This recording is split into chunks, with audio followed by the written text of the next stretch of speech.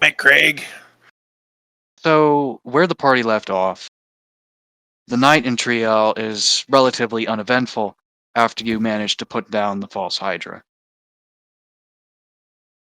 Moraine Gorn is obviously traumatized by the experience, but he managed to survive, and as such, is now capable of properly guarding the remnants of Triel as he actually sends word back to Elturel as to what happened. In the morning, the party is able to leave on Aranax's back, and about 3 days later, the party is able to arrive at Candlekeep. It's December 29th, so about 9 days since you left Waterdeep. It's been that long. Oh, feels like forever since we've been in Waterdeep. Wonder how it's going. Anyways, as you arrive at Candlekeep, you realize that it's less a library city and more like a library fortress with massive, formidable walls rising up 50 feet or 15 meters, made of stone and iron.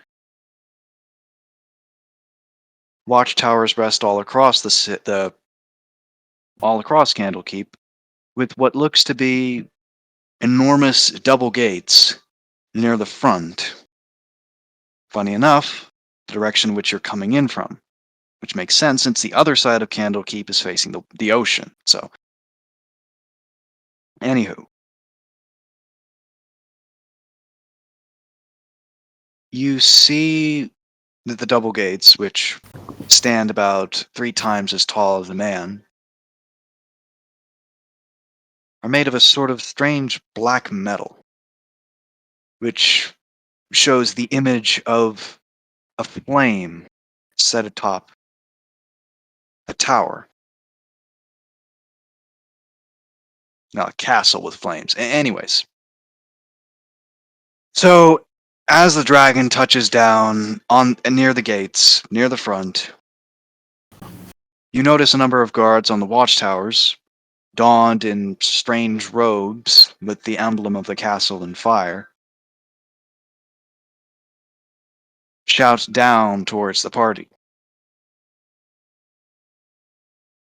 Whom are you? And what tribute do you bring? I'm Darmond, and I bring... map? A map. A I... map of what? Dragon layers?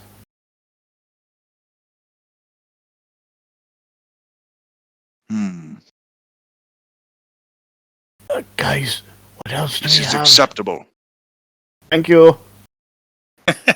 Open the gates. Sant will give Darman a quick look and say, kind of under his breath, have other things to negotiate with. Don't forget. Like what? You know my memory's not the fucking best. The teleport? Poem. Oh, the teleport? Well, well, that's what we're teleporting. I mean, that's what we're going to negotiate for, right? Oh, yeah. Aye, lass, aye. Come on, Chumpy. Let's go get some food. The 3 wormlings and Aranax and even Solaire follow you through the massive double gates. You see what looks to be a man with a nice silver beard, but ultimately a bald head, with fancy robes, look towards the party and say, "Welcome to Candlekeep. As it stands, you sit within the greatest center of knowledge on the Sword Coast. Please, If you have any specific desires within the city, let me know. I might be able to help you. Well, that's what starting. What's your name there, chap? My name is Ophius. I am one of the mages who serves the Keeper of Tomes within the city. Okay. Right. So, how do we go about getting it? We need to get ourselves teleported to Waterdeep. Anyway, you can. Xanth steps forward and almost interrupts and says, "Oh yes. Also, before I forget, I need a message spell sent as soon as possible." I see. I could send a message spell for you. But the rest. Repeat again what you meant? What you wanted? We need to get. We need to be. I don't know what the hell. Teleported. Teleportation circle, I believe the spell is. Ah, a teleportation circle. That one. Sorry, I'm none too smart. To I don't Waterdeep. know magic. Aye. Fair enough. I could ask. I could ask the first reader to deliver the spell, or to cast the spell, or at the very least, try and get the help of one of the 8 learned sages. Also, Xanth looks to Valeria. You had a request as well, yes, with the sword? Yes, I happen to have a rather interesting sword, and I was wondering if anyone of magical means and maybe even religious means might be able to sense something on this sword. I also, and then she's gonna look at Xanth and Darmond. I think you two had some inquiries of knowledge you were both seeking. Yeah, because I got my little new friend here, and I'll give Chumpy a little stroke. I kind of want to learn how to look after him better, and obviously there's some stuff I want to look at about the history of Waterdeep, and oh god, actually, I need to look at it a lot. Fuck. My head's gonna really hurt after this shit. Yes, I suggest we could probably go to a library or some such before we leave that. Oh, absolutely. The Great Library is open for all who wish to learn within it, so long as you know what you look for. I will say this. Most sages, they can be a bit fickle about what they're willing to do, or how willing they are to cast a teleportation spell, even something as simple as teleportation circle.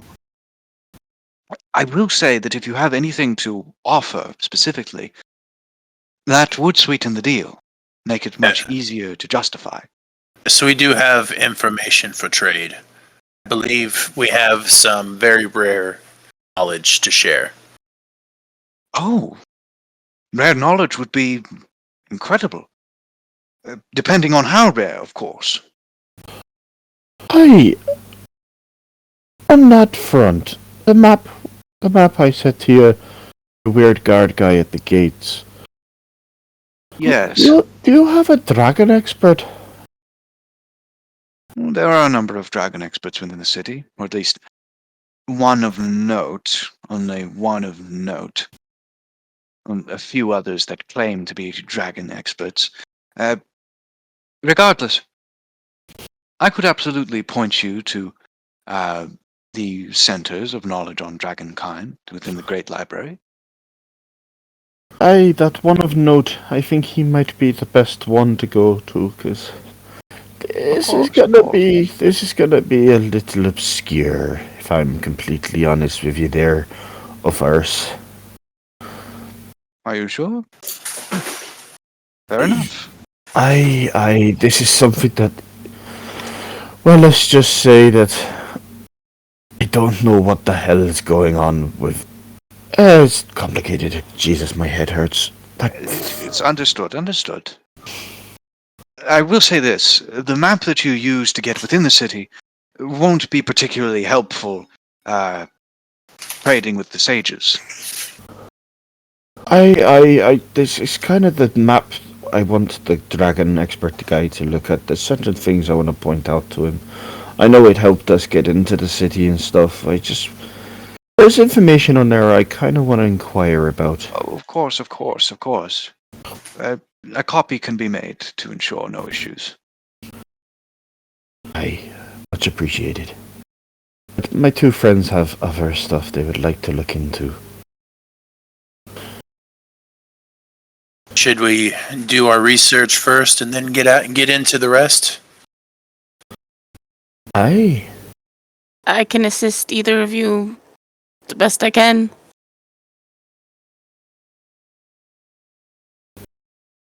Out of character, Xanth isn't as hot and heavy to do research on the Black Talon anymore because he's kind of found out from his conversation with Dragon King that Dragon King is not one and the same with what's his name? Vuthajesk. Galrock? Yeah, Vuthajesk.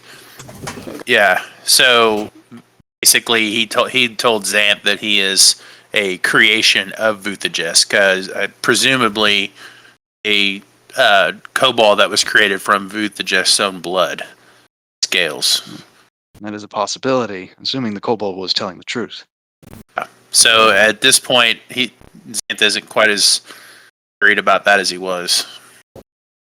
The information I'm looking for is twofold. Obviously, one on how to raise a dragon properly, sort of thing. So to help with raising Chompy. Can't say that without laughing. Hey, How to train a dragon for dummies. Yeah, Right. pretty much. And the other bit is the dragon lair in Waterdeep. Me and Oranax when we were talking, were slightly confused. Now, it could just be the fact that the kobold is making it his own lair. Or is there something hidden there that should be looked up? That should be looked into. Absolutely. You can look into the city of Waterdeep and dragon lairs if you so wish. Or dragon behavior, dragon knowledge, etc., etc. Yeah, sort of. This, it's kind of a mixed bag of the history of Waterdeep as far back as I could go. In that case, roll a history check and a nature check. Both with a +10, given the nature of you being in Candlekeep and already having shared knowledge to work with. Okay. Ooh, 19 for the history. All right. Nature. 20, rough 20. So as it is, when it comes to the dragon knowledge, you are starting to understand the basic natures of the chromatic dragon types and metallic dragon subtypes. Specifically with Chompy, one thing that you have to keep in mind is that green dragons are naturally more sly and cunning than the average dragon. As it is, they are a bit more manipulative, they are a bit more capable of trickery. So that is something to be wary of as Chompy grows. Yeah. As it stands, dragons do need quite a bit of food in order to function, though to be fair, I'd imagine that Aranax took care of that going into this. And whatever he hadn't, the party was able to get in Hill's Edge.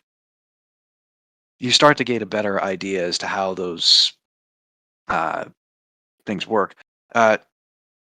Anyways, regarding the history of Waterdeep, you are able to get the basics as to how that worked, or the basics of the city's history. Yeah. Long ago, it was once the site of Elinth Thaldar, the capital of an ancient elven empire called Illafarn. Now, Illafarn fell apart many, many years ago. And eventually,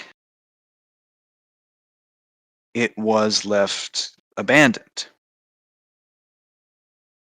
However, eventually,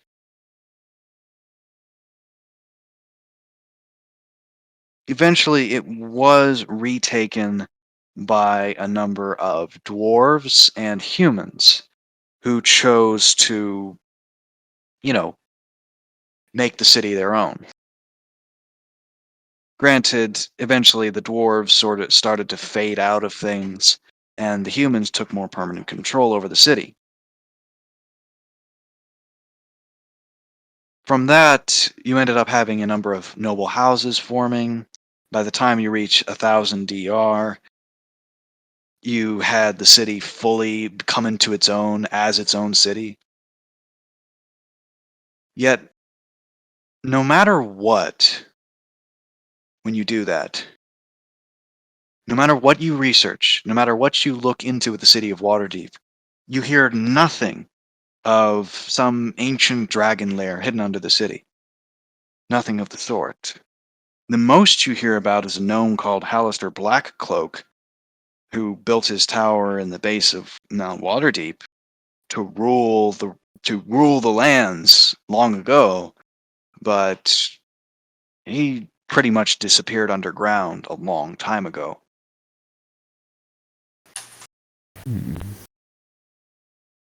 As for you, Xanth, if you wanted to, you could also make a history check regarding Buthajesk if you still wanted to. Okay, I'll go ahead and do that. Remember, history check plus 10, given the situation the circumstances you're now in. Well, I rolled exceptionally well, so that's a 17 plus the 10, so that's 27. That's 27. Jesus! So, surprisingly, given the nature of what he did back in the War of the Mad Dragon just a year and a half ago, apparently the scholars of Candlekeep have been pretty fucking dedicated to finding out as much as they can about Buthajesk, as well as the other generals in the Mad Dragon's army. As it is, Buthajesk was an ancient dragon, having lived for about 1,000 years by that point, mostly hidden in the background while other dragons did their business. He was more of a secretive sort like the other major black dragon of this time period, Dalgrothoth, Creeping Doom. Both remained hidden, living amongst the bones of dead civilizations while the world sort of existed as it did, only occasionally getting involved in things, in Vuthajesk's case, when there was a particularly good time to ruin someone's life. One very notable example is when the giant god, the all-father of the giants, called Anam, basically sent a stone tablet down into the world so that it could be received by the storm giant paramount Ogmund Kingmaker, basically pleading with him to stop working with Voranatar out of fear that he was going to do something horrible, which inevitably he did. Buthajesk stole that tablet, basically doomed the giant race to participate in the War of the Mad Dragon, and actually ended up getting recruited by Voranatar in the process. Now, with the 27, you get the major beats of his life, screwing over the giants, living in the bones of an ancient Eastern Empire, his betrayal of Voranatar, him reconstructing the mask of the Dragon Queen, fully bringing it together, not to raise back Tiamat, but just so that he could take over chromatic dragons in general and raise an army to do his bidding. He intended to beat Voranatar with an army of chromatic dragons, and then take over the world himself. Instead, he got screwed over. Voranatar somehow teleported into the Well of Dragons, killed him, took the mask, and ended up taking over that army of dragons himself. With the 27, there is one final bit of information you get, which is of note. Apparently, in the Forest of Worms, pretty much the trigger for his betrayal of Voranatar. He managed to get access to something called Lightning Heart. He managed to take something. Lightning Heart developed by an artificer named Garvel Steadyfingers. Basically, there was this whole incident in a forest called the Forest of Worms, where a group of traitorous adventurers, each working for a different master, tried to get their hands on this one artificer that somehow knew the secrets to allowing a creature to survive past the point of death. Vuthajesk's minions succeeded, including Goliath, Black Dragonborn, and Black Kobold. As it is, there was also a Wood Elf Ranger, a Grey Tiefling, and a Artificer Gnome involved in that conflict. There's even rumors that the gnome that was there was sent by Manchun, and that caused some scholars to suspect that it might have even been Lord Umbren. But Lord Umbren himself has supposedly denied these rumors. I was just about to say, I wonder if it was Umbren, because we know he worked for Manchun. He did. So, and this is all just me trying to make sense of what Anth has heard all this time. Hmm? So, Kay said that he was a minion for Vuthajesk, right? Yes. He worked for Vuthajesk. Also that he was created by Vuthajesk, supposedly. Yes. And you just said that his minions were the ones that were successful finding the artificer that was responsible for creating the Lightning Heart, right? Essentially, yes. Wasn't it Voranatar that used Lightning Heart to control Vuthajesk? With the 27, you are able to figure out what the disparity in that is. Apparently, Garvel Steadyfingers was not the original creator of the Lightning Heart. What happened was that Voranatar had multiple artificers creating this design which he himself had formulated. Garvel Steadyfingers was an elf who was recruited to his side and made these hearts for him using his design, but eventually figured out their true purpose and what Voranatar was trying to do. As such, he tried to escape so that he could, basically bring the technology to people that could use it for good. He changed the Lightning Heart, removing the explosive aspect to it, and made it so that this version couldn't be tracked. Basically, it wasn't a bomb. That is what Vuthajest got his hands on. The original Lightning Heart that Voranatar gave him was a bomb that replaced his actual heart. And what he did in getting Garvel Steadyfingers was he was able to replace his heart with something that wasn't able to be used against him. And the official story is that when he died, it was as a result of the Lightning Heart, right? No, actually. Even to the end, it wasn't the Lightning Heart that got him. In fact, the poem further emphasizes what actually killed him. The green The breath weapon. Voranatar had to kill him himself. Like, physically kill him. And likely a number of dragon minions that were protecting Vuthajest at the time. Does the information that we found say anything about the kobold that worked for him? It only says this, from what you can tell.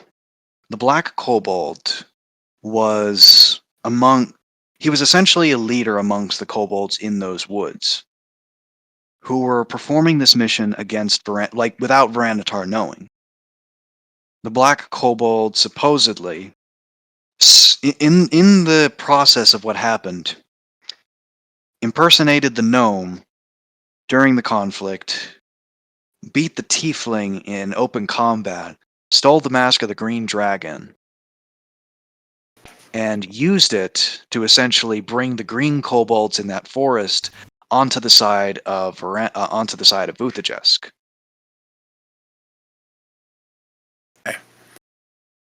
Sure sounds like that's our guy. What's Fuck is that? frustrating is that his name isn't listed anywhere. They don't know what his name was, only that it's been lost. Let's get information. Anyways, Valeria, you were hoping to look into any mentions of gods sending avatars or angels, And if there might be a Or- chance of a false messenger. of false messengers. Absolutely. Religion check plus 10, Okay. plus your already existing modifiers. If there are any. 19 total. 19. As it is, avatars of gods have been sent down. Angels of gods have been sent down. Illyrian in the War of the Mad Dragon was an excellent example of a god sending down an angel. Solar, in particular, being sent down to help stop Voranatar. Okay. Faerun's avatar was destroyed during the Slaadi invasion and had to reconstitute over a year. There's also been cases of false messengers of gods, like for example, in Go Figure Timanther, there was a case of, I believe, even in the Platinum Cadre, of a worshipper of Bahamut, a priestess of Bahamut, secretly being a priestess for Tiamat and sort of leading the order astray for a bit. There was also a case in Helm's Hold where the Order of the Gauntlet was infiltrated by a worshipper of Asmodeus. In fact, if the stories are to be believed, it was actually a succubus disguised as a priestess who took control of Helm's Hold politically. She actually released a horde of demons or devils onto Helm's Hold in an attempted invasion. And it's actually worth noting that one of the people who saw that invasion and survived it was Javan Tarmakos, one of the people scarred by the incident. That said, no such signs of the name Zushax anywhere. Okay. Now, I will say this, Xanth. Your message was sent. Problem is, there was no response on the other end. Nothing was heard.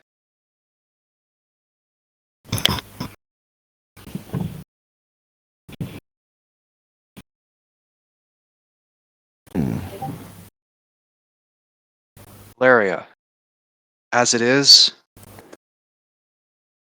you wanted to try and get a wizard to help you identify this sword.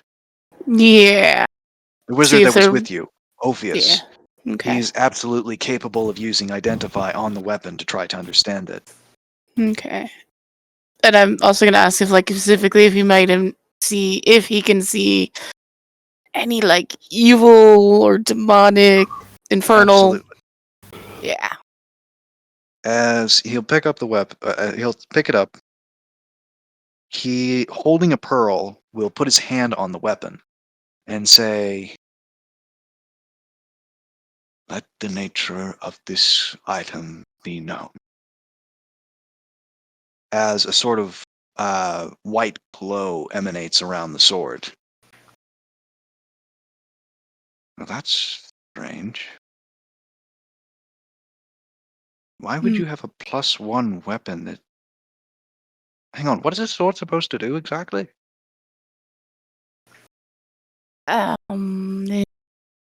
It poison people. Poison people. Yeah. All right. That would either count as evocation or conjuration magic. Evocation to try and project the effects of poison, or conjuration to summon the poison onto the weapon. Yes? Uh, That's I not what I'm believe so. detecting here. What are you detecting then?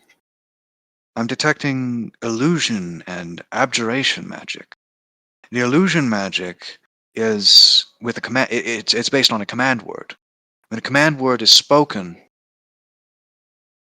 the blade gains a purple look on the blade. it's purely cosmetic. It doesn't make any sense. Abjuration is also strange. For whatever reason, it limits the blade to a degree. There seems to be some sort of lock on it that the abjuration magic sort of keeps in check. Almost like if broken, the power of it is released. The blade itself might be naturally poisonous, but I have no idea how that's even possible. Hmm. I've never seen a blade that was just naturally poisoned, especially a steel one like this. That's not magic, that's something else. Something else in what way, do you think? Well, it might be divine magic. That wouldn't be detected by the identify spell too easily. But I don't know what god would add poisons to the weapon, or would make a poisonous weapon.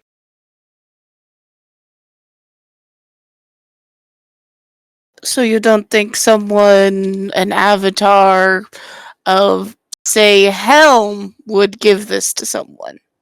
An avatar of Helm? That seems quite absurd to me. I mean, Helm is a god of paladins, a watchful force that, only gets involved when absolutely necessary, but whenever he does, it's always more of a upfront and personal kind of thing. A straightforward confrontation. Poisons seem uncharacteristic of God Helm's nature. Mm-hmm. Granted, if the rumors about Helm in the modern day are true, then I suppose anything's possible. They're the rumors. The rumors, pretty much only something that occasionally pops up in certain higher circles that I may have heard. Obviously, nothing proven. Only the highest ranking priests and priestesses of Helm know what truly happened. But supposedly, at the end of the War of the Mad Dragon, the scepter of Savras, the scepter of Savras, for the record, had been used to capture two gods up to that point. That being Grumsh, the god of orcs, and Bahamut, the god of metallic dragons. The scepter was then used to capture the three gods responsible for helping Voranatar, that being Mystra, the goddess of magic, Kalemvor, the god of the dead, and Odin, the All-Father of Asgard. When you had all five gods locked in the scepter, the overdeity, Ao, chose to give the scepter, which was now being called the Scepter of the Five Gods, to Helm, as he was the only one he truly trusted not to use its power.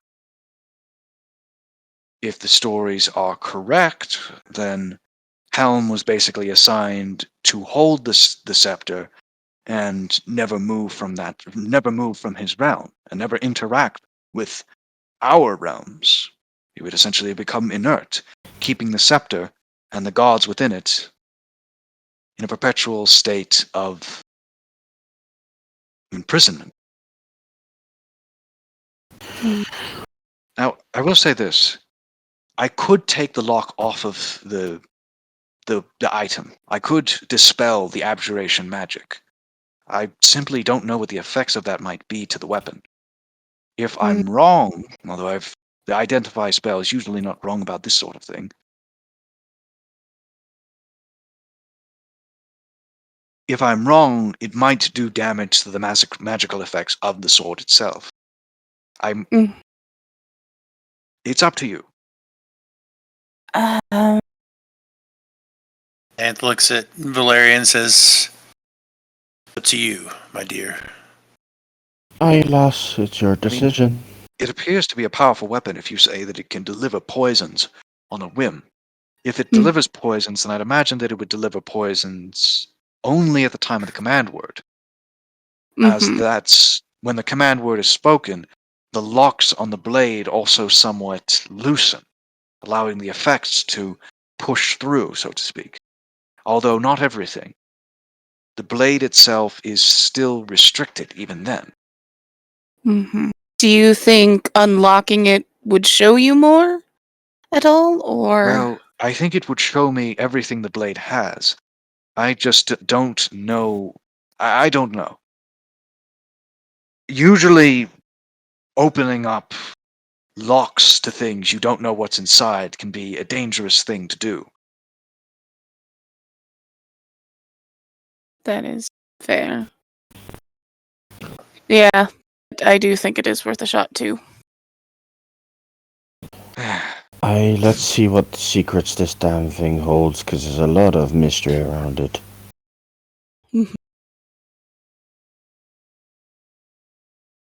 Here we go then. Everyone Yes. step back. Prepares for dispel magic.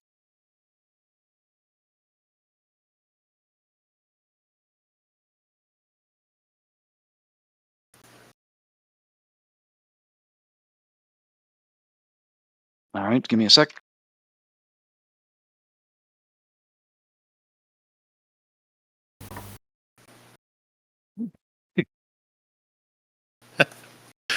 Because it Here we doesn't go. explode. We don't want any more explosions. So, whoops. As the weapon. Okay. As the weapon is dispelled, you see the blade turn a deep purple. A very deep, dark purple. But then the purple changes into something else. You see the blade itself begin to turn a bright, almost blinding gold. And not just the blade of the weapon, the whole weapon itself starts turning gold. Fast. Extremely fast. And as it does so, the weapon itself begins to congeal and sort of compress into itself. Until finally,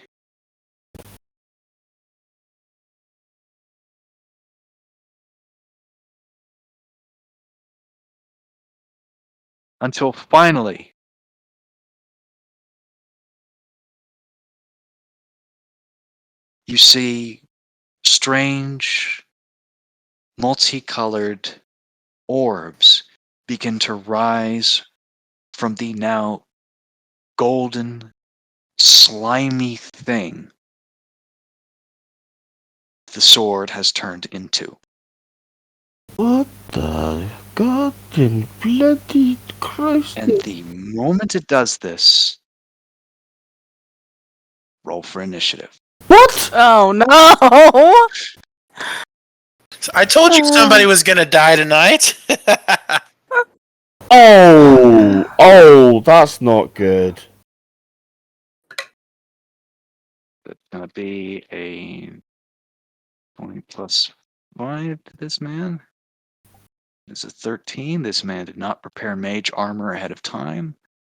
Oh no! I'm sorry, guys. All right, and he's going to have to make a 20 plus 2. That is a 4. This man is unconscious Oh god. as a bit of tentacled slime sort of erupts from the creature and just smacks him right in the head, See a picture of what we're looking poisoning at? him. There is no picture. Oh no. There is no picture.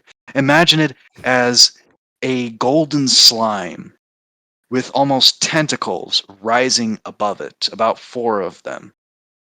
At the ends of each tentacle, a multicolored orb sort of just floating there. And as the mage collapses to the ground unconscious,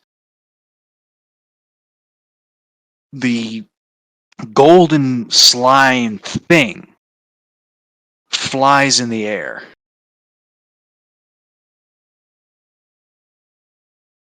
And fires off 2 shots from from 2 of its orbs. Specifically, one at Darmond and one at Valeria. Oh, I want Darmond to make a wisdom saving throw, and and Valeria to make a constitution saving throw. Come on, Darmond, you're wise, aren't you? Oh, 18. I rolled good. All right, fantastic. Whew, a natural 20 for 24. Okay, you succeed. Yes, good job, guys. As it is, you manage to resist the effects of the rays as they blast into you.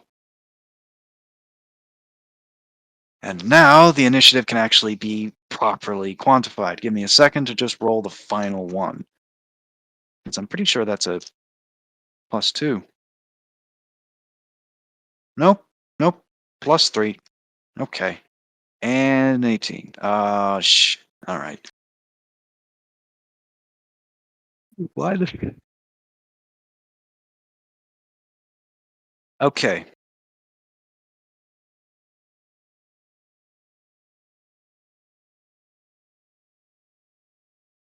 $17, 16, Valeria, 12. And for the record, that man is just out, like fully unconscious.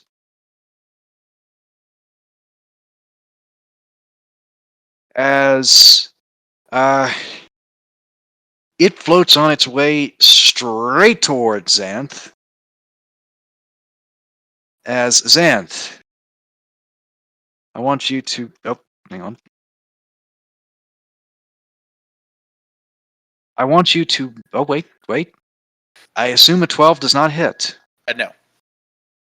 Yeah, it tries to bash your armor with its little pseudopod thingy, but it fails miserably. However, it does try to fire a couple more rays at the party. Specifically, one at you, Xanth, and another at Valeria. So Xanth, I want you to roll a wisdom save, and I want Valeria to roll a con save. Oh boy. I'd imagine that Solaire would probably be somewhere else at the moment, just trying to pray. 19 whiz. Okay, fantastic. 8 con. 8. Okay. 3, 8. Oop.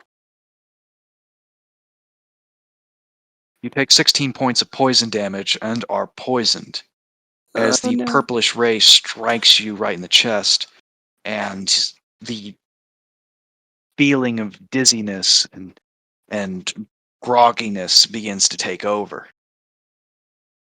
Xanth, you managed to resist your ray decently well, as the creature has made its move for this turn. Next up in the turn order, it's actually someone else. As you know what you want to do, I'd imagine that you're like a floor up, but sort of being able to sort of look down at what's going on. Okay, for sure. So yeah, I run over to the edge of the banister and kind of look down at the scene that has started. See these people, just get hammered on. I will go ahead. About how far down is the next About floor? 10 feet. About 10 feet. Okay, totally. Yeah, I think I'd like to jump down from the top floor, and you guys see what looks like a purple bug person definitely got like the mantis antennas and mandibles. However, the antennas stick out from below or out of the brim of a large wizard hat. Set of lower arms are flipping through pages on a spell book, while the upper two reach and pull out a rapier from either side. As he falls down, he's gonna go to make a green flame blade attack at this monster. Absolutely. Go for it. Wait. Multi-headed fucking weird things. Our golden glove. And then we got a fucking bug here! Who the fuck are ye? It would Oh, not count as an attack, I'm afraid. It's going to be a 22 to hit. The 22 will hit. Bet. Okay.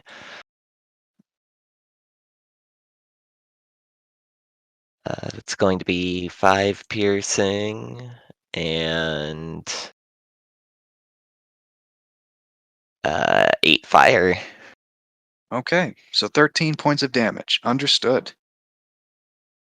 As you just come in right from the top rope and immediately plunge a rapier into this little thing, this little flying golden blob of slime. There kind of recoils in pain a bit.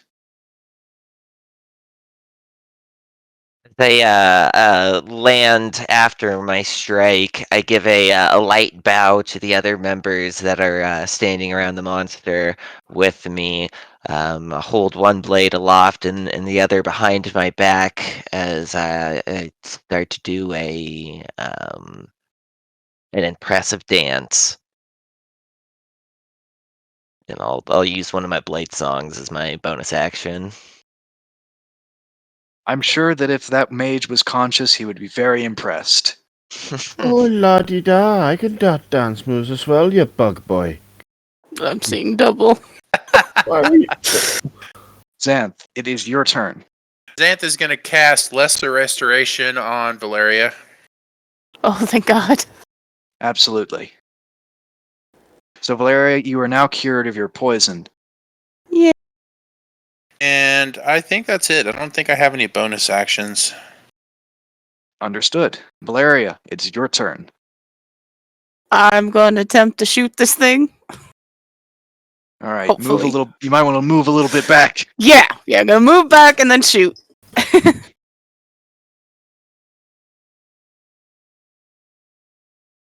But I'm guessing an 11 doesn't hit. An 11 does not hit.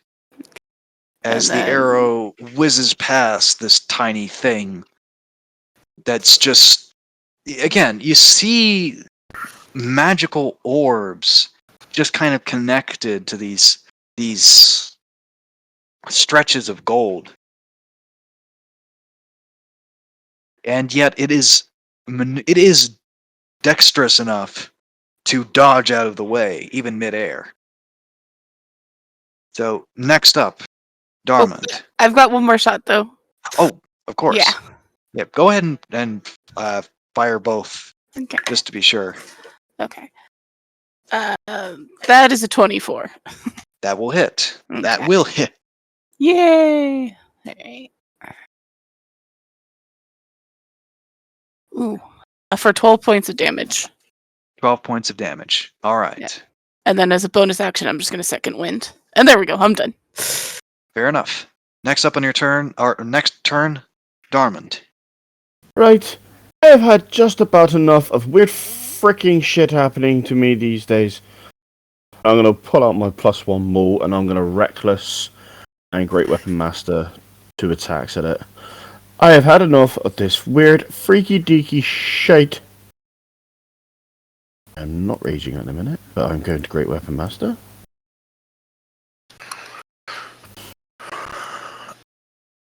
Oh, a 22 to hit. 22 will hit. 22 damage. 22 damage. Second attack. Reckless Great Weapon Master. This is with the +1 maul, so it's a magical weapon. Ooh, a 10. I miss with that. Unfortunately, yes. Okay, so then I will then bonus action rage. And that will be my turn. Well, fair enough. As the creature is going to make its way towards you, or it's going to turn towards you and attempt to bash you in the head. And because of the reckless attack, it has advantage on the attack. Aye. Come at me, you golden glob shit. Alright, question is, does a 14 hit? Nope. It is a bit dazed from that attack, as well as the damage that it had taken so far, as it begins breaking down a bit in its assault, as it fires off 2 more rays. One fired off at you, Darmond. The other one at itself. Well, he's about a dumbass, isn't he? You realize he just got back 12 hit points, as the damage you do starts to go down right after that second ray hits him. I want you to roll a wisdom save, Darmond. Stop it with the wisdom saves. Okay. 15. 15. Go. You pass. Next up on the turn order, because this thing does not have any more options to work with. Zan, or actually no. Katal, you know what to do. Oh yeah, as I'm kind of holding out my two rapiers in either direction. I flip through to a specific page on my spell book as one of my smaller hands is trailing across the words. Oh yeah. Sorry, something up. No, don't worry about it. Oh, okay. Just kind of mumbles sometimes. You get used to it. I was just wondering how you were holding the 2 rapiers in the spell book, but then I realized, oh yeah, 4 hands. 4 hands. He's got Right, 4 right. hands. Lower set of arms. 4 sets of arms. So Why do you need 4? I'm kind of dancing with the arm or with the swords right now, but focusing on the lower hands with my my casting. He pulls out from a small component pouch on one of the sleeve pockets what looks like a blackened twig. It's got kind of a burnt smell about it. As he kind of chitters off this insectile incantation, the lightning start to bridge from between him and the monster. There is one problem you run into as you do this. Okay. Does it require somatic components? As in using your hands? The spell you're about to do? Yeah, I do have one free hand. Emphasis on 1. You do not have the Warcaster feat, from what I can tell. Oh, is that a requirement for you need 2 hands for somatic? Yeah, usually. You know what? I'll let you go for it. I'll let you go for it here. Well, do I mean, do I have to have do I have to like be reading from my spell book, or do I just have to have it on me? Well, the spell book isn't the issue here. It's the fact that you're trying to use a spell that requires hands with only 1 hand.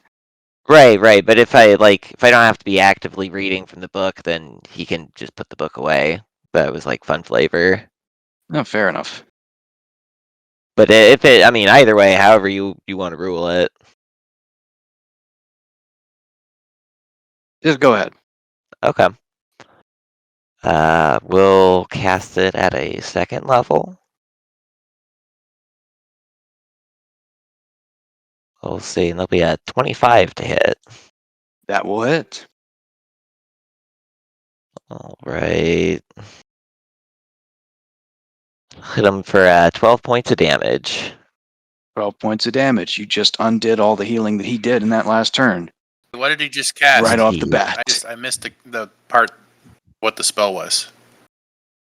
So he's casting Witch Bolt as a arc of this kind of purple yellow lightning streaks out from his smaller sets of hands on his torso. It holds this chain lightning that kind of sustains between the two of them.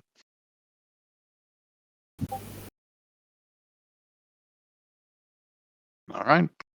Is that all that you do on your turn? Yeah, that's it for me. I will. I mean, it's just right next to me, right? Yeah, pretty much. Okay, yeah. As long as I'm close to it, I think I have to stay within like 30 feet to keep it. But yeah, that'll be it for me. Next up on the turn order, Zan. Okay, might as well go ahead and make my 2 attacks. That's a 22 to 10, so I'm assuming one of those hits. 22 does hit. Okay, I'm gonna go ahead and use a second level smite. Can in my spell slots here. There we go.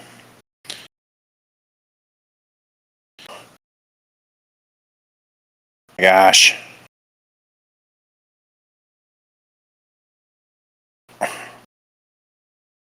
Okay, there we go. Wow, that was a good roll. And then more. Okay, so total of 30 damage. 30 damage. Absolutely. As it stands, the biggest surprise you run into is that despite the fact that this thing looks incredibly golden, like shiny golden, it is in no way resistant to radiant damage. Is that all that you do on your turn? As the sword comes down, blasting the creature with divine energy.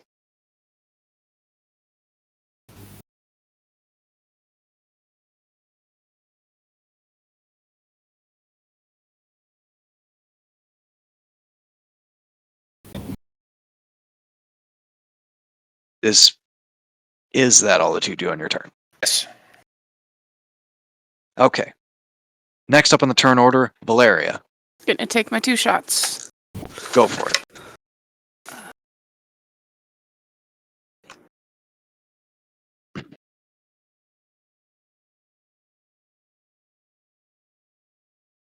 One of them's 27, Damn. and the other 17. Both hit.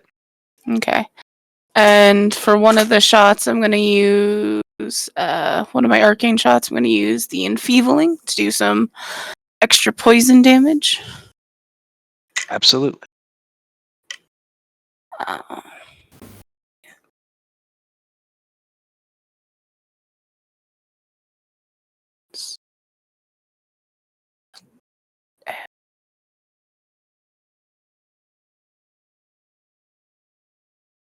Yeah, hold on, doing math. What is it? An extra 2d6.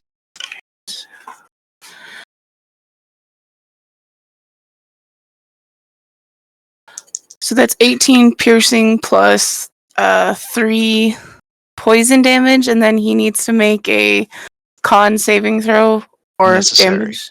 Alright. Describe how you kill him. Just as the arrow goes through and the burst of arcane energy goes through, it explodes.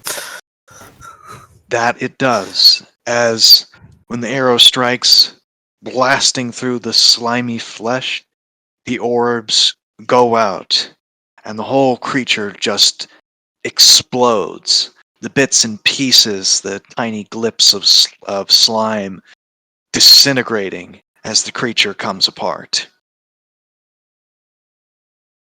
Well, that was exciting. I knew that sword was evil. So, are all the weapons we getting gonna turn into weird floating golden things? I think it was just that one specifically. And he was using that weapon? I don't I- like Don't think he. I don't think he knew, because my theory is that it wasn't really an angel of Helm. I'm pretty sure it was probably like a demon or something. Like they've already, and she'll explain about how they've already been tricked before. Oh, okay. Well, I walk over to Opharis and be like, I'll dump a healing potion He's into him. currently on. Okay, I will he's drop a normal healing Hilarious. potion into him. The healing potion is appreciated, but the man is still unconscious. The trouble you run into is that appeared to be same effect as the genuine drow poison, which is to say, that's a kind of poison that lasts for, well, hours. Oh boy. Mr. Oh god, I'm gonna be really insensitive and racist right now, but do apologize. Mr. Bugman, where's your medical place? The Bugman turns his head, and his mouth does not move, but you all hear a voice inside your head as he responds. Medical base not too far off. We should have him taken to the doctors as quick as we can. Did Okay, you all hear that too? okay, I'm hearing things. Oh fuck. Wait, where's that headed? Where's that fucking thing we faced the other day? Right, everyone get ready, back to back. We're gonna fucking kill this thing once and for all. I do like a nature check or some kind of check to know that was know what we're dealing with Catal.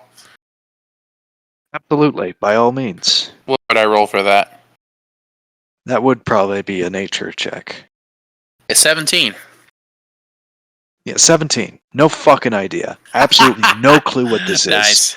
Never heard or seen anything like this before. We got that fucking thing again. It's haunting us. Right, mirrors. We need mirrors. Do I understand that they don't understand? You're able to tell that the dwarf appears confused and scared about something. I'm gonna kind of talk slower to him in his mind, and I'm gonna gesticulate along with the words that I'm saying, see if it helps him kind of put it together. It's talking to me again! Fucking it's nearby, let's get fucking ready, you guys. Look, you Do I notice this? Does Xanth notice that Get he's your swords ready. moving his mouth or making a motion like that? I mean, you're probably able to notice that there's an attempt being made. Okay. So while Darman's getting all crazy, Xanth is just going to put his hand on Darman's head and turn his head towards the insect. Say, I think it's him speaking to us. No. Yes, it is indeed. What? My name is Catal, and I was studying just here in the library when apparently you guys thought it was a great idea to release an abomination. I mean, in fairness, We didn't know. in our defense, it's not the craziest thing we've done.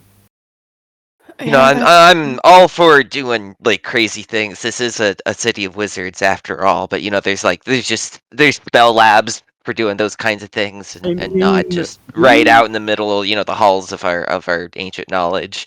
I'm not gonna lie, I haven't had great experience with wizards.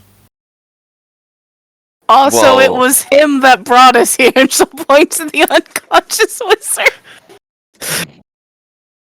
Xanth realizes the seriousness of this wizard's condition and picks him up and kind of fireman carries him and looks to Catal and says, "Lead the way." Right, of course, the medical bay is right this way. You can tell Oh, Xanth isn't waiting okay. for conversation. He's like, "We got to get this guy to to the med bay. We talk about this." As we're going along, I'm just gonna say that was a good shot there, lass. Thank you. What the fuck was that? Why is it we're seeing a lot of weird shit lately? Because we're lucky. Also, before we leave, was there any sign of the remaining of the sword? Like, anything? The whole thing just disintegrated Okay. unnaturally cleanly. Okay. I guess Kriv isn't getting an update. Oh, no upgrades for Crib. You blew up the What'd you lose, pal?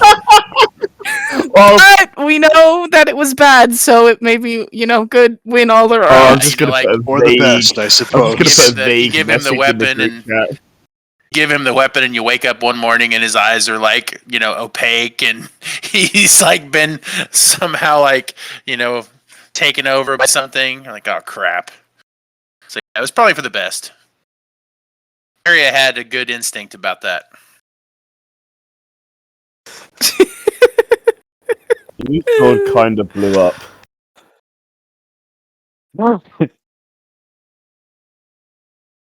You do notice as you start to leave, a number of mages beginning to rush in through other parts of the Great Library and outside, confused and alarmed at what the hell just happened inside. The report of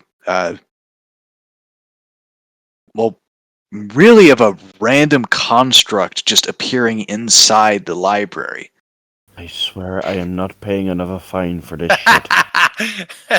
You're not. After the situation is explained, they leave you alone for that one.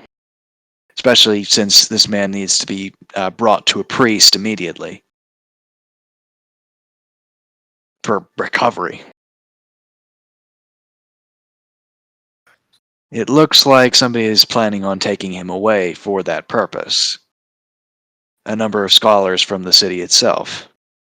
You actually see among them an ogre with a strange golden headband begin to walk up to the party. I will take him. What? Some of the priests of Dinair, sufficient enough. Okay. Sorry about that. Not to be offensive to you, buddy, but you talk really well for an ogre. I am little one. I research religion here. Yes, I speak really nice. One thing that helps me is this headband on my head. Okay. What? And Xanth gives Armand a little elbow and says, maybe you should get one of those.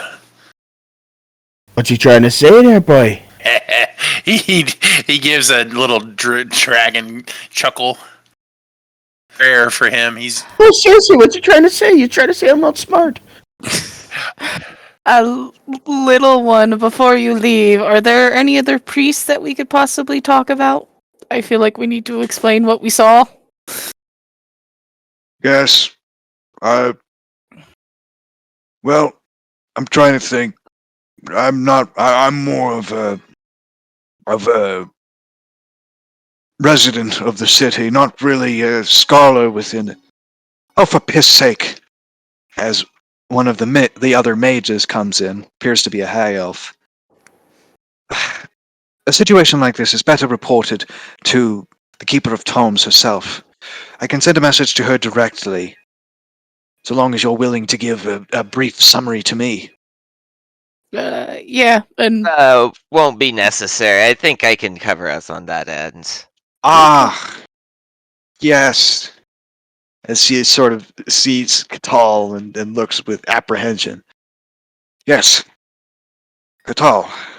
Yes, if you would like to speak to the Keeper of Tomes yourself, by all means. Yes, I mean, I was there and witnessed the happening, so I felt this was best taken from a first-person account. If you say so, then by all means, you can take them to her yourself. Very well then. Well, everyone, just a few rules about being inside the house. A little particular. Make sure you don't track any mud in, and be respectful. Try not to ask Janusi any stupid questions if you can help it. Why were you Everyone looking? eyes. Why were you looking at me when saying that? I am very respectful, and I don't have mud. Oh wait, there's a bit of mud there. Right. It's just try your best, I guess. I never ask stupid questions. Why are you not all? Is this place like Pick on Diamond Place?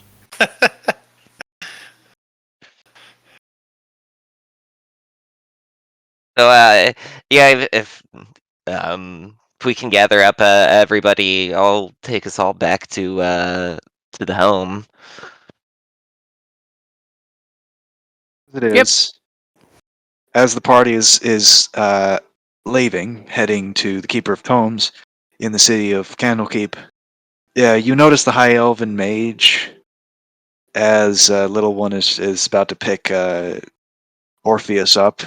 He kicks Orpheus in the side, saying, "This is what you get for your blasphemous thoughts, you waste of a scholar."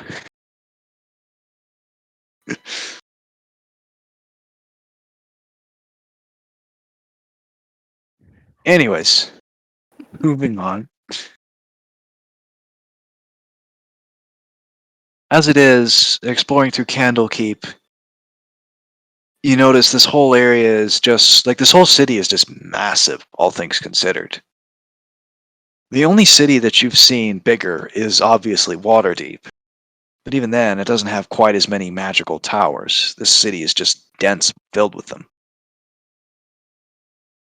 There's magical wards all over the city. You could swear you could even see libraries far in the distance, albeit much smaller than the one you were just in. And you Well, can almost oh, go ahead. sorry. So I take it's your all's first time inside the city. Yeah. Xanth kind of chuckles and says, "And our last if we don't act right." Why are you looking at me again, Xanth? Oh dear God! You get arrested like 15 times, and everyone just assumes you're going to cause trouble. To be fair, Well, this was kind of my mess. I will say 15 times is a statistical precedence, so maybe they're right. I mean, to be fair, 15 times is it's the times I got caught. That's even more concerning. Do you need to stay outside of Janusi's house, or are you gonna cause trouble? I He behaves. Trouble up just here. seems to follow him. Sometimes it's out of his hands. Fair Perhaps enough. Hated by the fates. Perhaps we should introduce ourselves before going any further. I'm not even sure we know each other's names. This is true. I have not introduced myself proper. Well, I am Katal of House Janusi. It is a pleasure to meet all of your acquaintances. I study under the Tome Keeper of this fine city. My name is Jalt Xanth of the Platinum Cadre.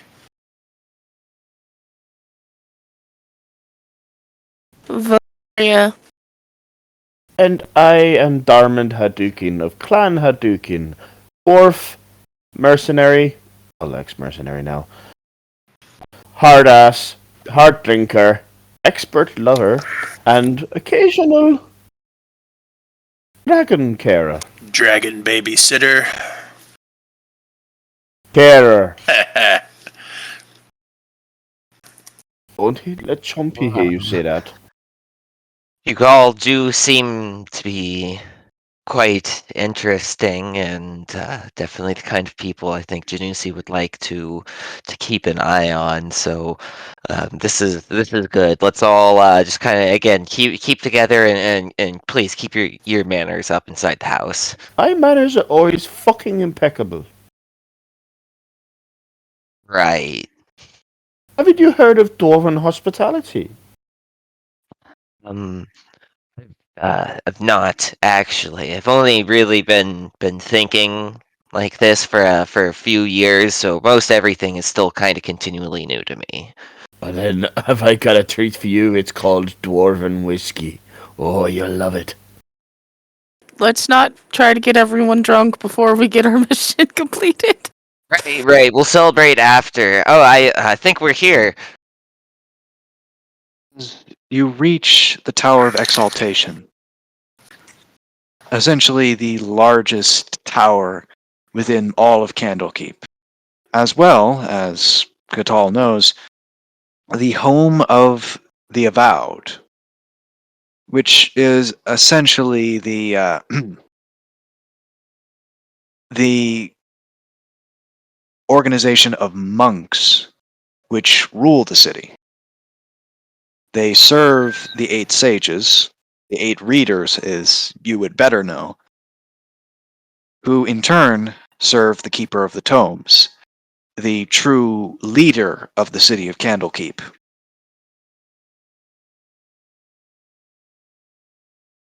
All things considered, heading up to the top, the party sees more and more complex labs and, arcane bits and bobs, powerful arcane symbols, magic items taken from parts of the world, a couple artificer tools taken from the island of Alonduil, as well as from other places. I just as we walk past, I see odd bits here and there. I'm just gonna go. What's that do? What does that do? What does that do? Xanth at one point It puts blows your up. hand down and says, Move "Don't on." touch anything." I wasn't touching it. I was asking what it does. It explodes. Oh! Please leave. Oh! I'm used to explosions. Stop I'm it. somewhat of an expert. Stop it. What? No! Ow! Acid explosions, kind that melts your bones to nothing. I've had a few of those.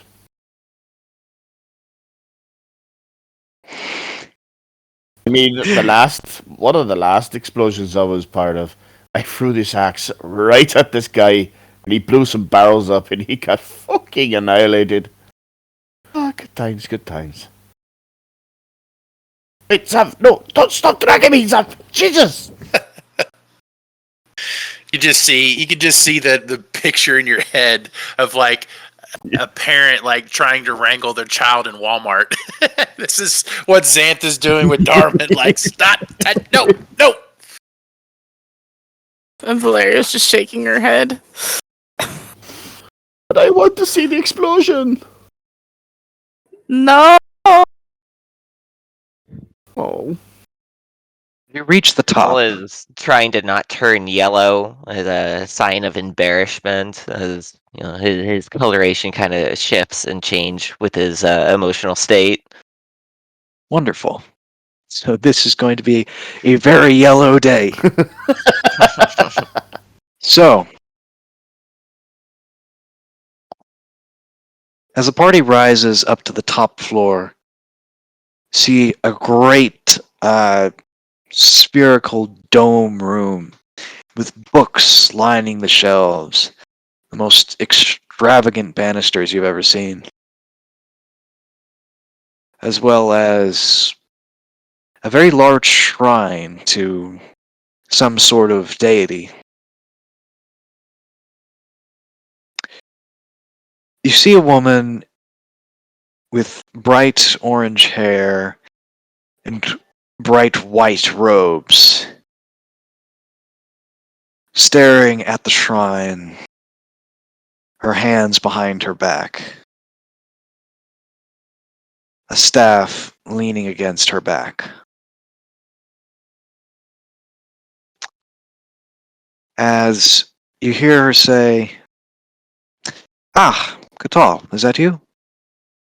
And a few others. "Yes, I was told that you would be bringing visitors." Had a rather peculiar incident occur in the library. "I see. Was it my fault? If I may, who are you fellows?" Well, He'll step forward and say, "We are venturing group from Waterdeep. Found ourselves Waterdeep. Yes, we found ourselves far away from Waterdeep and in need to return there, so we came to your city in search of a teleportation circle." I see. And Xanth would introduce everybody. And Hello. the incident that brought you here to me.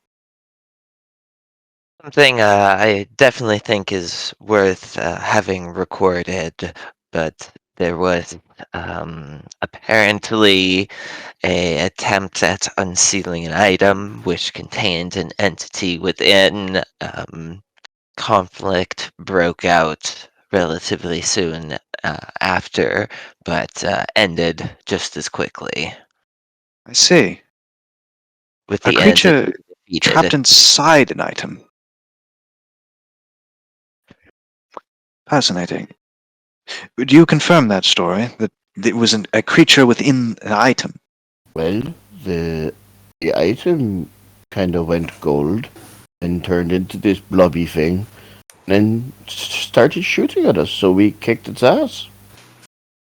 Pretty much. Xanth, Gold blobby Xanth kind thing. of face palms. What? That's the truth. I see. Well, and strange. We also saw strange multicolored orbs that seem to Oh yeah, sorry, shoot I forgot that strange part. rays at us. My head. One of Multicolored orbs. yeah, the one of the orbs, the energy that got set out to me, it hurt obviously, but also seemed to have left me poisoned for a bit. That is very unusual. I cannot deny. Golden slime, golden creature, orbs at the top of its head that shot like, is it rays or projectiles or Well, he shot himself at one point.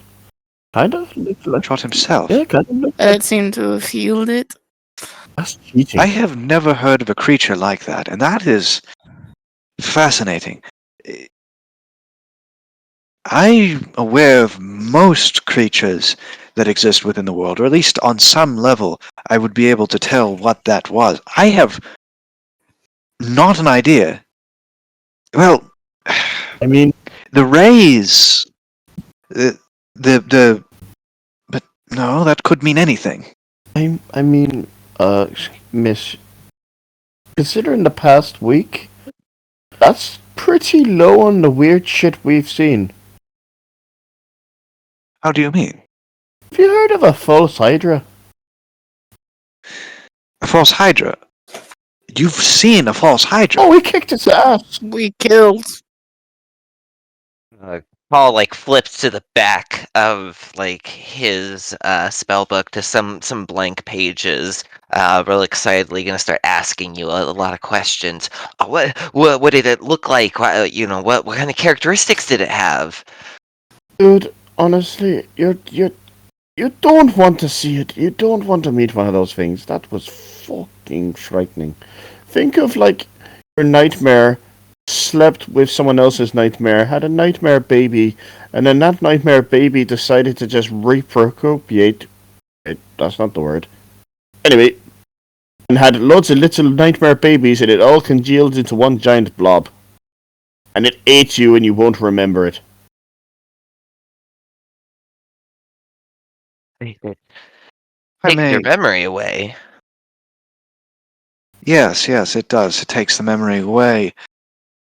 The only ones, the knowledge on the false hydra is fairly sparse, even in Candlekeep.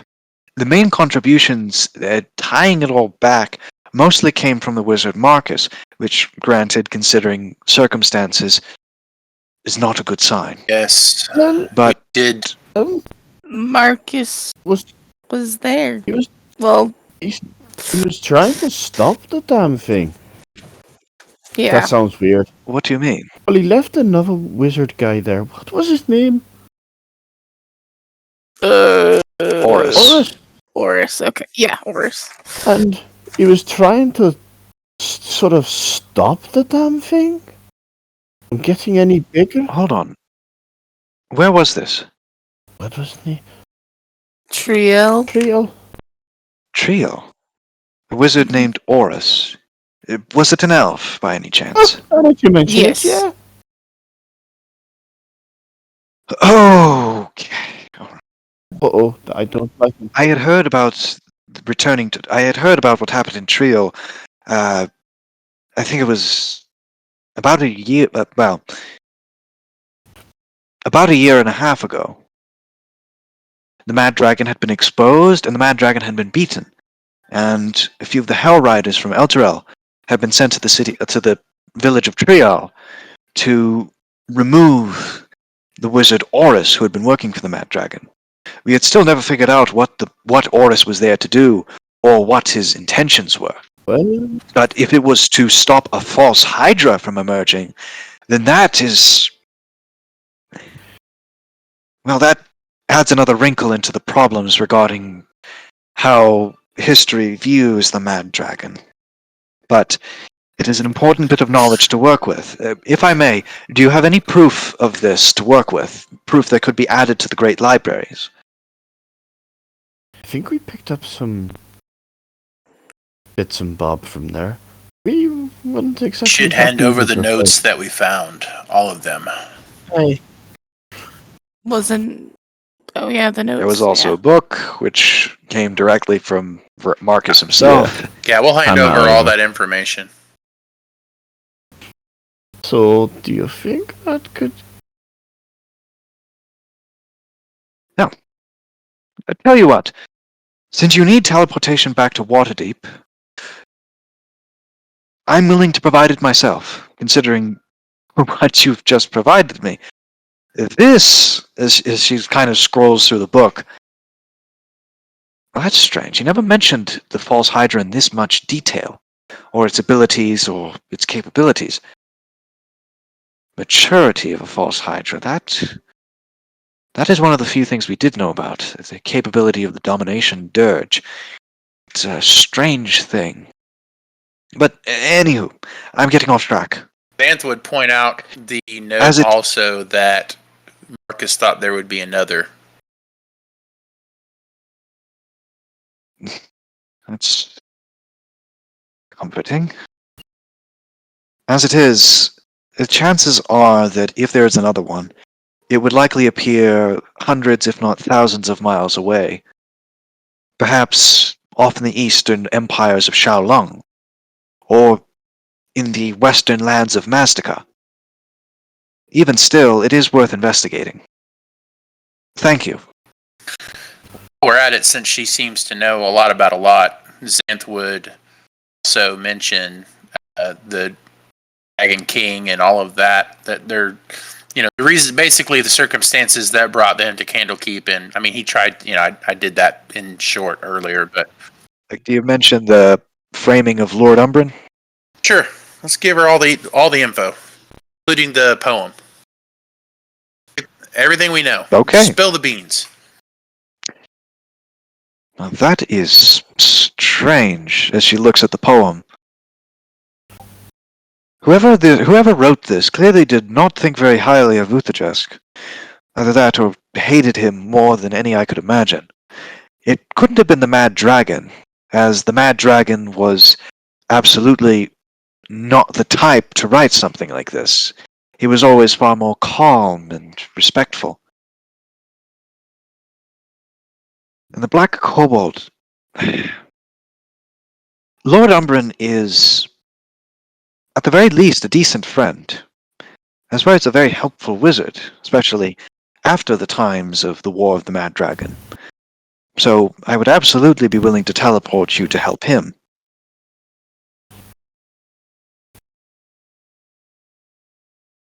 Ah. Theoretically, if the Black Kobold was with Vutajesk, then it is possible he was with Vutajesk when they were on Alonduil. I noticed a strange trend with those that were on the island of Alonduil during the War of the Mad Dragon. They seemed to develop spellcasting abilities extraordinarily quickly, learning powerful spells in the matter of weeks that should take years or decades, if not centuries.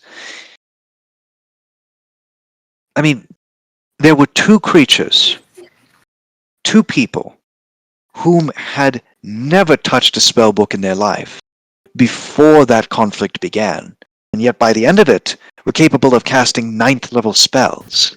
Well, that would certainly count for the magic our little black wanker guy could do. It would. As it is, as I've learned with Katal, with the right environment and the right teacher, theoretically, the right mind could grow extraordinarily fast. Did you grow my mind? Well, that depends. What would be your major issue when it comes to learning? I don't have the brain for learning. Too many knocks to the old noggin.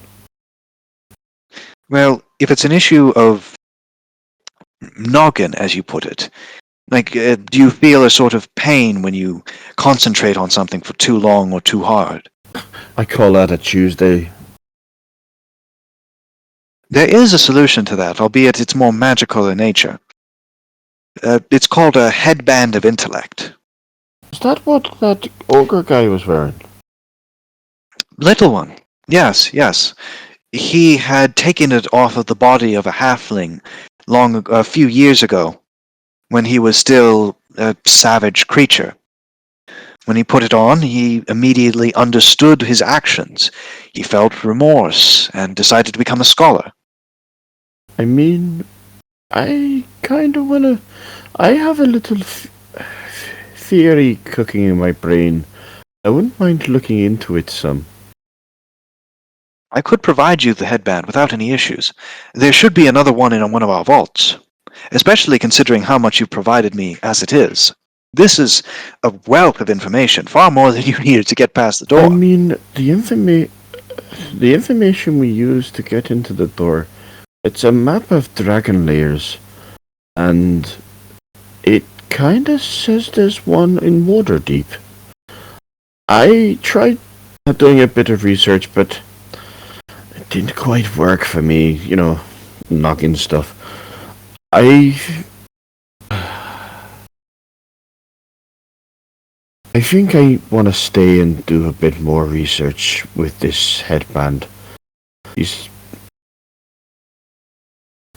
Going back to Waterdeep, I'm not going to be able to look after Chompy all that well. He's not going to be welcome in there, and I don't know what challenges it's going to bring, but...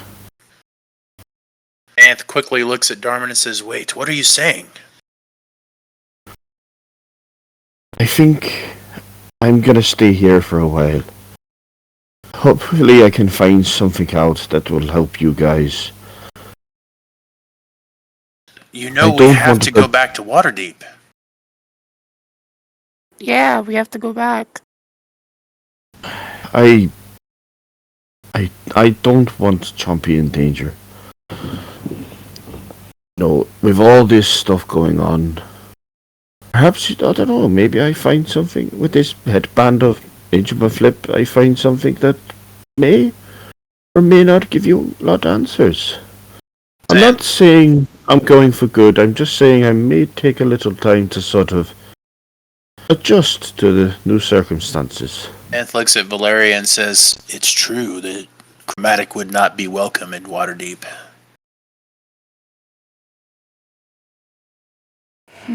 Historically, that would be the precedent. Especially considering what happened during the War of the Mad Dragon. While Waterdeep was mostly spared from the Mad Dragon's wrath, There was one incident with Malcox, the ancient blue Dracolich, also known as the Wormling Slayer.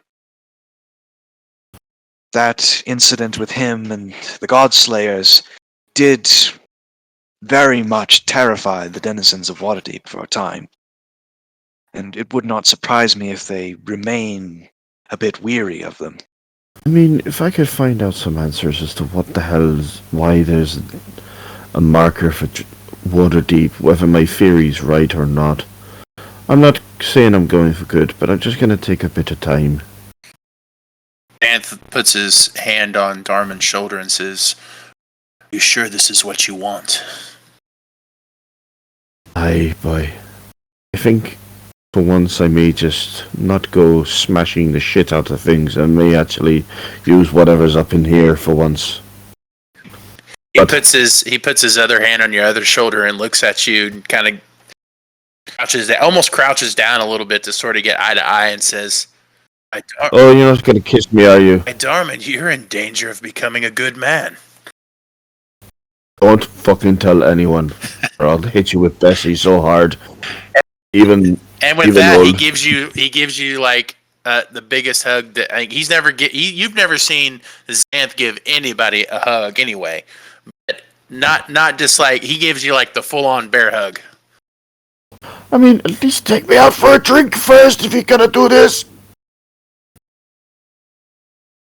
He let you go and stands back up. I got one thing for you though, boy, before we go. Before you go your separate ways. And I reach in to my bag and I pull out the adamantine ingot. Put this on your shield. So you can protect the lass and, well, maybe if he's going with you. And, if you have to, Kriv, but I don't know. Maybe let him get a couple of smacks. Xanth, But you can tell especially Xanth is trying to like maintain his composure, and then when you said that, he like chuckles, but you see a tear fall at the same time. Don't be such a big softy. Christ. Gonna make me cry in a minute. Hey, lass, sorry I'm kind of...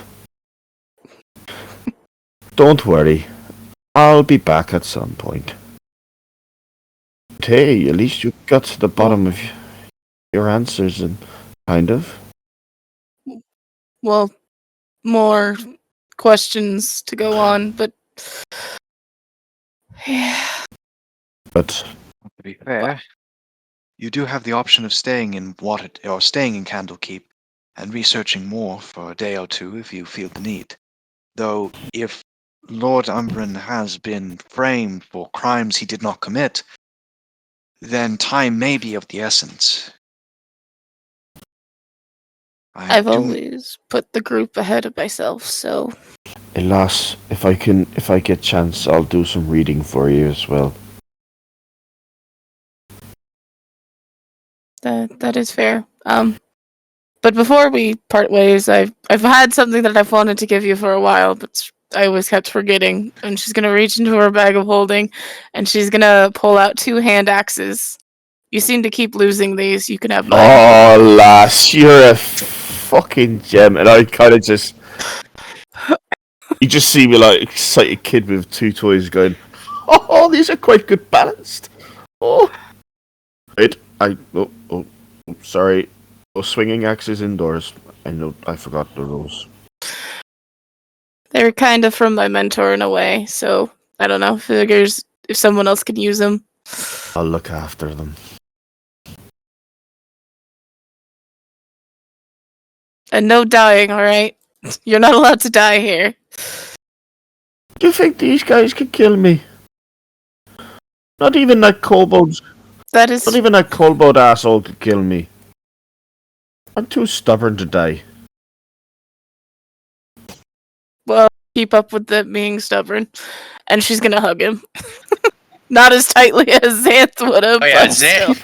Like you might have heard a little pop or two when Xanth did. What's with all this hugging and nobody taking me out for a drink first? Seriously? How many drinks have you and I had? I think I'm owed at least 3 hugs. Fair point.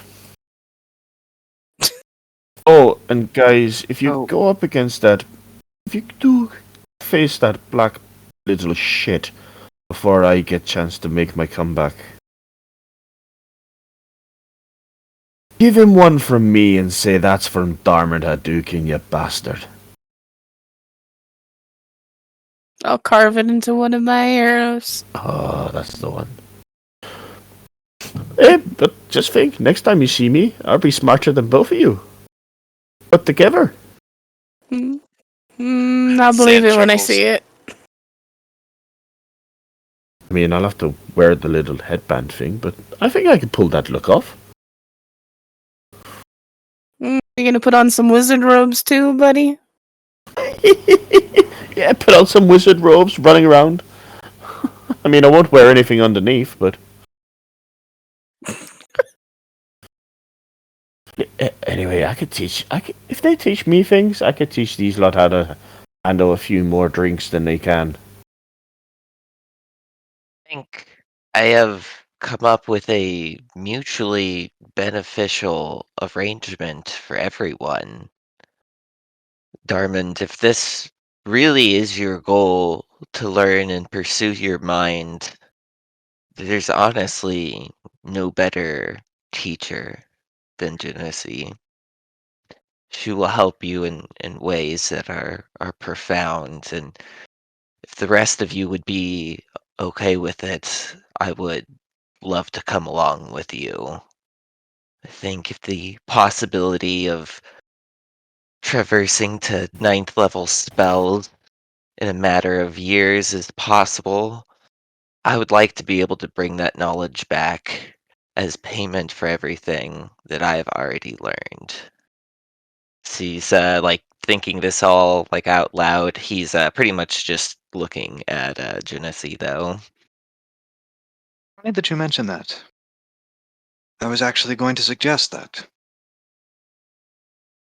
Specifically, I'm not allowed, by the nature of Candlekeep's neutrality, to interfere in the politics of Waterdeep, or in any of the conflicts surrounding it. However, Kutal, as I have made sure, is not officially a monk of the Avowed, and as such is not really connected to the government of Candlekeep. As such, he is an independent individual capable of making his own decisions. If he so chooses, I will allow him to come along with you. And if you so choose, I am willing to help Darmond here research what he needs, what he feels a need to research. Xanth looks at Valeria and kind of gives her a shrug nod, yeah? Yeah, I think that is fair enough. As it stands, I don't really have a right to bring out too many magic items of the city.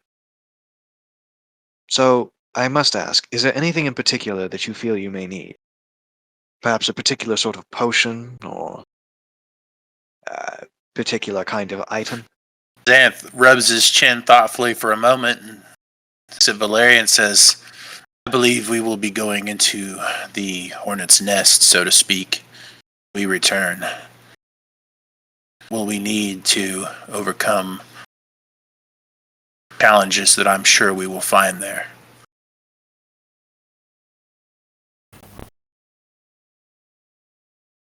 That is true. I mean, any of potions of healing are, of course, welcome. Wait. Now pull out a potion of greater healing. I didn't use this when we faced that Hydra thing. Take it. I'll hand you, take one potion of greater healing. And... So you know, the party has 3 potions of healing and 6 potions of greater healing, by the looks of it. Oh. Oh, that is true. Xanth did give up his +1 sword. I could give you a +1 battle axe for the time being. It's not really his flavor, I suppose it. especially since he's a sword and board Nah. type. What can we Let's do with see this? here. Xanth would look at the bar that he's still holding in his hand and looks to the obviously far wiser woman and says, "What can be done with this?" Given a very talented smith, I'd say a few days' work would allow it to be embedded into a weapon or a piece of armor.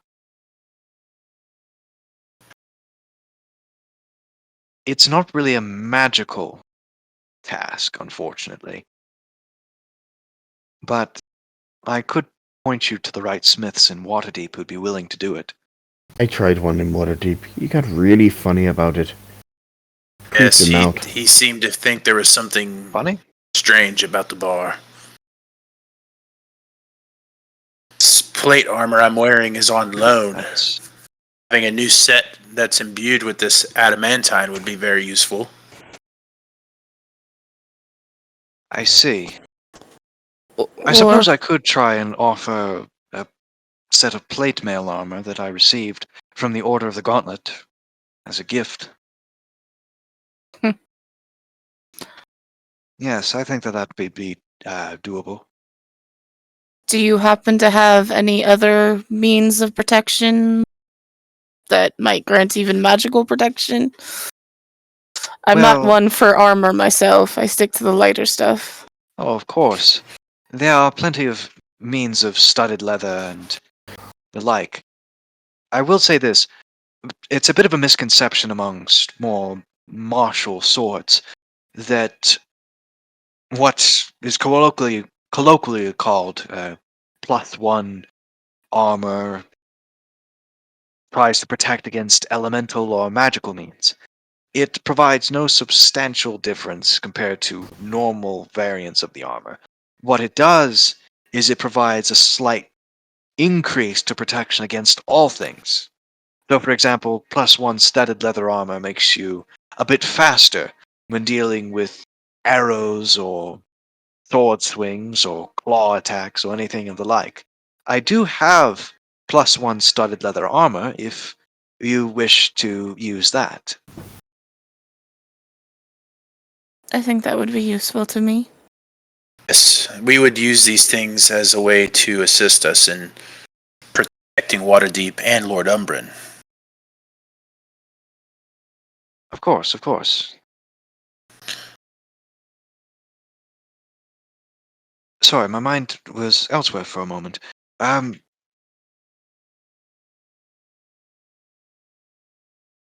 When you said weird, what did you mean by weird regarding the adamantine ink? Xanth would He got hold it out to her. creeped out. He really freaked out. He said he'd be willing to do it with any other thing, adamantine ingot. He wouldn't do it with that one. I asked Lord Umbren about it because he's the one that gave it to me, and he said it would make a weapon a +2 weapon, but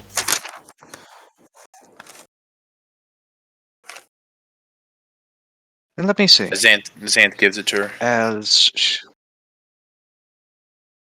goes ahead and pulls out a pearl from her pouch and with the same process as the sword, just goes ahead and analyzes it. Interesting. It would theoretically make the weapon or set of equipment a +2. It has been enchanted incredibly well. But there's an additional enchantment on there that was not mentioned, or at least that appears to also be there. When imbued onto the item itself is enchanted further. Essentially, the first time that a creature puts on the armor or wields the weapon, depending on what the ingot is imbued onto, it will cause the target to teleport somewhere. shit. He gave this bar to you, Almond, so apparently he wanted you to be the one to teleport to wherever leads. That's an interesting thought. I mean, Perhaps. I can't really tell where it leads. Perhaps a secret hideout or some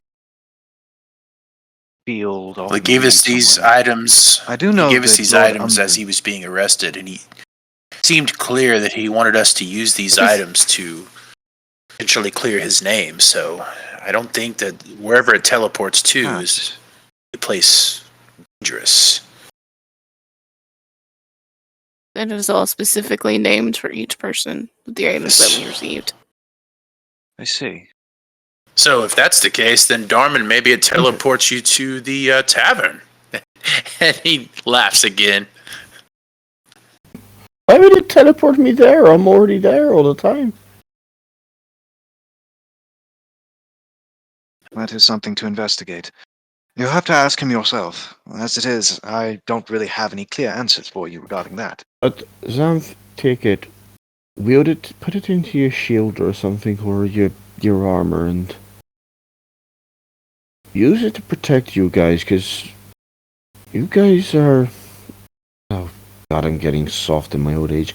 You guys, Alright, you guys are... I can say this, come on, Darman. You guys are my friends. You've kind of made me a little bit better. I'm not so wild anymore. I'm not so crazy or...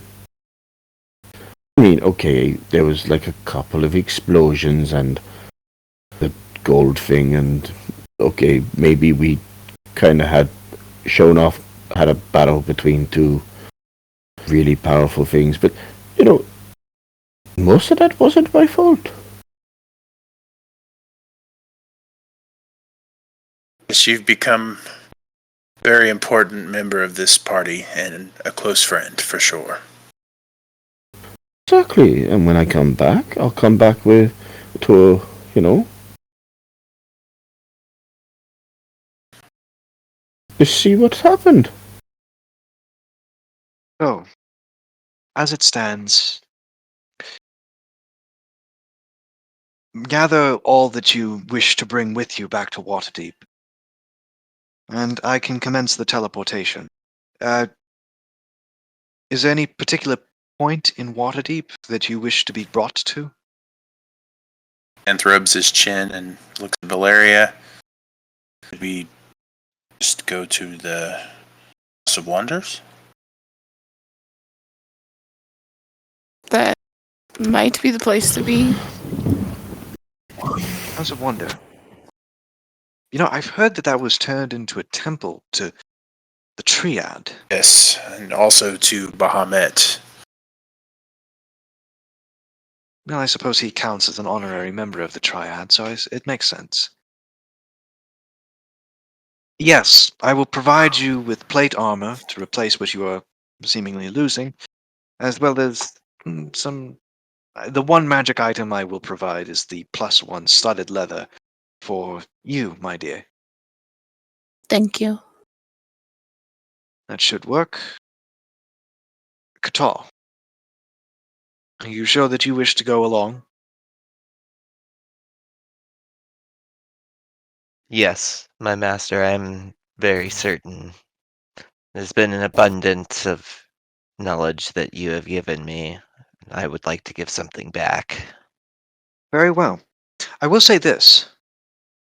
I am a good teacher, but I have not learned quite as many secrets as Lord Umbren has been able to learn, especially in such short a time. Among those that learned, the two that managed to go from no magical knowledge to being able to cast Wish by the end of the War of the Mad Dragon, it was Lord Umbren and Master Laknesh Ironbrow. So, absolutely, I would recommend, given how you are speeding through your lessons,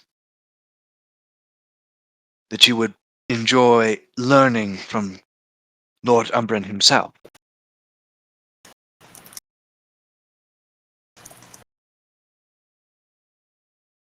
I will make sure to seek out Lord Umbren and let him know of my affiliation to you, as well as my desire to learn these higher spells.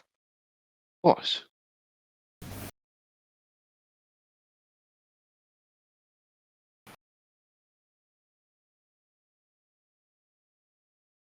So, as it is, members of the party are gathered. Ones that were kind of either in a tavern or just outside in general, like RNX, I Slayer, Krev, I will Rolf, say Rodden. thank you to Oranax for everything and say I'm doing this to benefit everyone. I'm not running away. I'm just trying to sort of thing. I understand. As it is, you have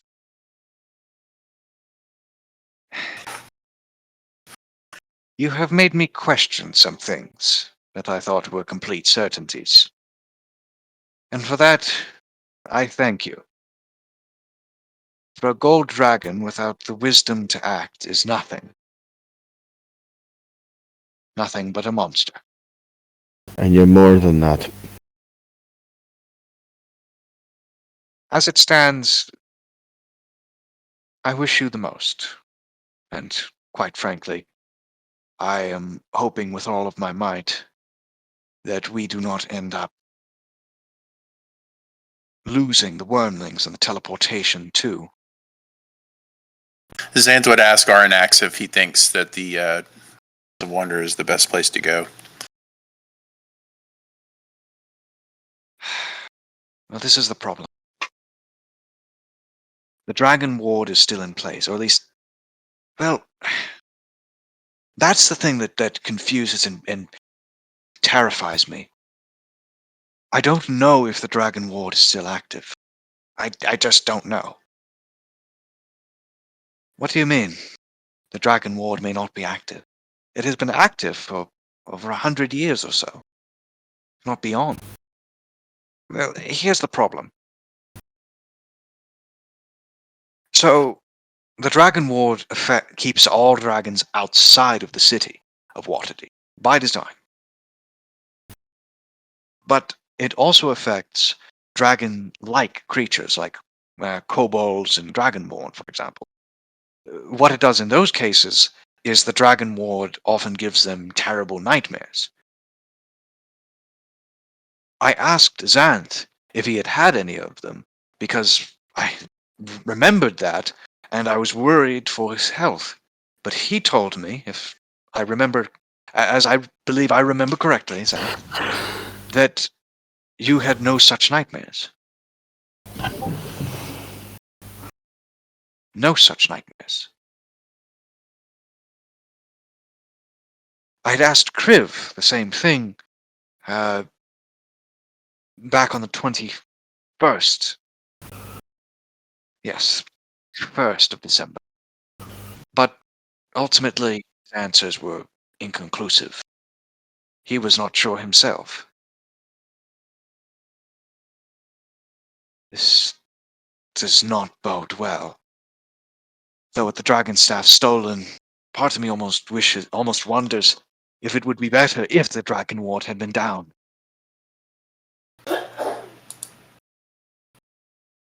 Without the dragon staff, I will not be able to bring the wormlings to Waterdeep.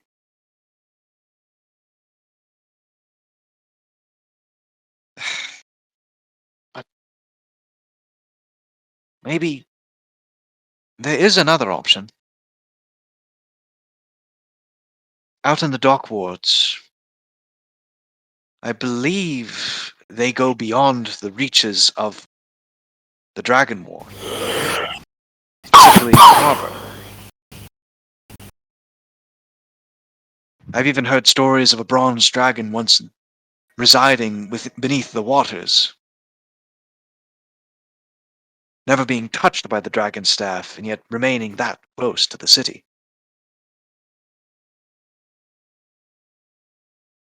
Yes.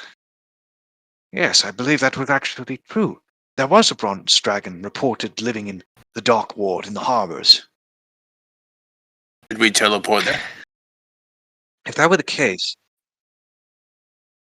yes, in that case, the best place to teleport to would be the ruins of the Hemstel warehouse, because then be just outside. That way we don't have to worry about someone accidentally being lost in the teleportation.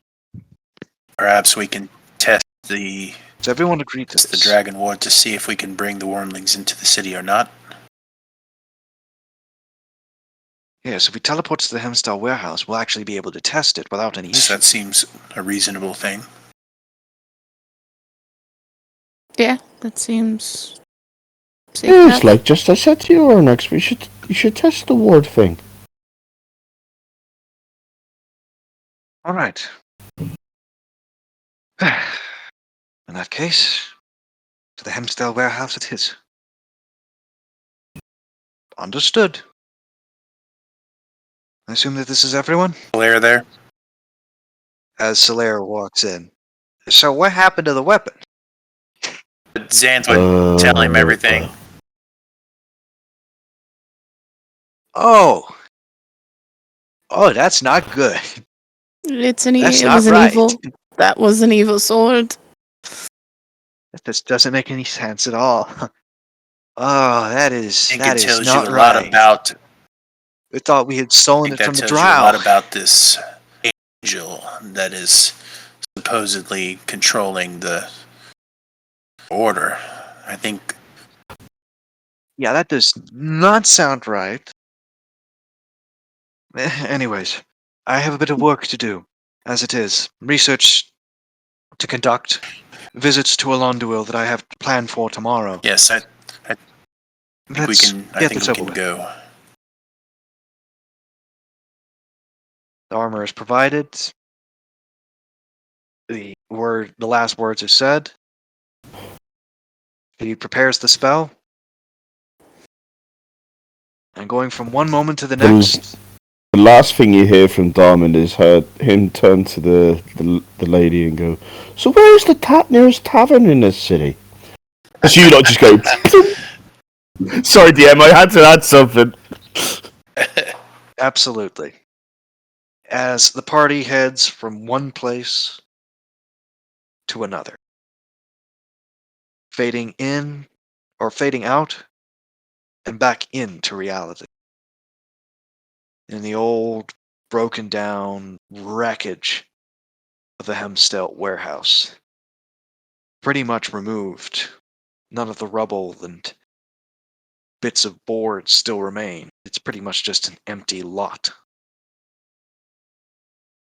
The sea is calm, though the city feels more empty than usual. Not too noticeably. More like there's just a smaller number of people here. Voices in the streets, a bit quieter, a bit less numerous. The overall tone, a bit more hushed. You also notice Neverwinter guards patrolling the streets, even here. As they suddenly see the metallic dragon wormlings appear. Ah! Wormlings appearing inside the city, out of nowhere. Now that's new. That is very, very new. You idiot. That's the gold dragon. You know, the one from about a week ago? It was over a week ago. Just 9 days ago. Oh yeah. How far do we? How What are far you do we doing feel in the like we city? have to go in order to test this? Not too far. Even just going down Fish Street would probably be enough to test. Xanth looks at Arnax and says, "So how are we doing this?" Pretty much come down to walking straight through it. All of or us? Walking straight into it. Just the wormlings. Just the wormlings. They are the only ones that would be affected in that way. Though, can absolutely follow along with us. Yes. Well, we'll just all go together then. Yeah. As the party walks through Fish Street, the wormlings simply pass through without any issues. Anth looks at Arnax. Oh, no.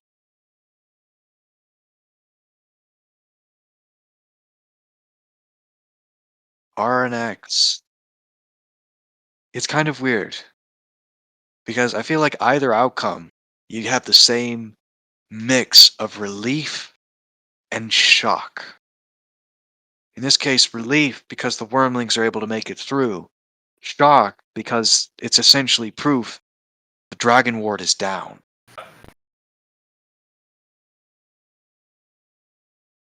If not Now that we completely know that, we dispelled. know that DK could have been in the city. It would have taken far more than a day to be able to dispel the dragon ward. That was protected by what was it, 6 layers of powerful wards created by Keblin Arson, first Black Staff of Waterdeep.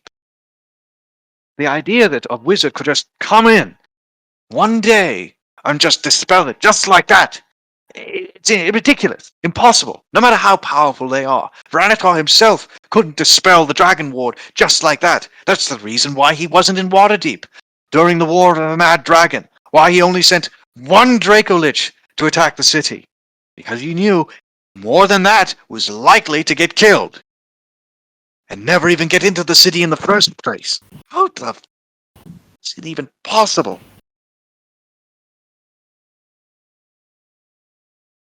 You would need months to destroy the dragon ward. Months! Constant, day in, day out, being able to tamper with its wards, break them. Do On and we have any amount of time? I can see if there's any lingering magics here. we'll have to go to the dragon tower. We'll have to find it there. I can investigate that. If you, as he points to Qatar, want to come along and investigate the magics of it, then by all means. If nothing else, I need to take the wormlings with me to the dragon tower anyway. Ensure that Right the map has then, not been stolen. Xanth, it's almost like he remembers, like, I have to check on Renaer. I have to check on him now. I can go with you to go do that. Xanth, like, almost is So- running. Like, he's walking at the fastest pace possible. The question is, Probably to, Walking to where? the Blackstaff, or wherever. I can't remember where that. understood, Blackstaff Tower. Valeria's gonna follow. In this moment, the Keeper of Tones teleports away again. Didn't realize she disappearing in came a with flash us. of light. The teleport spell teleports her Gotcha. along with everybody along with her. So, yeah, she unfortunately had to When go. Umbren teleported us, he wasn't there, I don't think, was he? Because he used teleportation circle. She used the Okay, gotcha. teleport spell. The difference is a 5th level spell that brings you to a certain point with a teleportation circle. So basically, a registered point created by wizards in the past versus the teleport spell, which is a 7th level spell that just teleports you to somewhere that the wizard knows where they're going. Yeah, they're running to Blackstaff Tower then. Fair enough. As you do so, and as you run through the city, you notice a surprising number of guards Neverwinter. patrolling the streets. A lot of them. Not just Neverwinter, Waterdeep. They're patrolling very, very carefully. You notice as you head into the castle ward, you see 2 manors that have just burned down for some reason. I'm talking like noble manors burned down.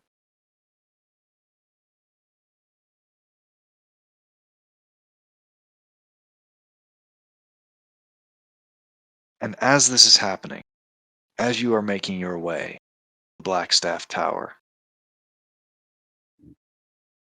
something happens.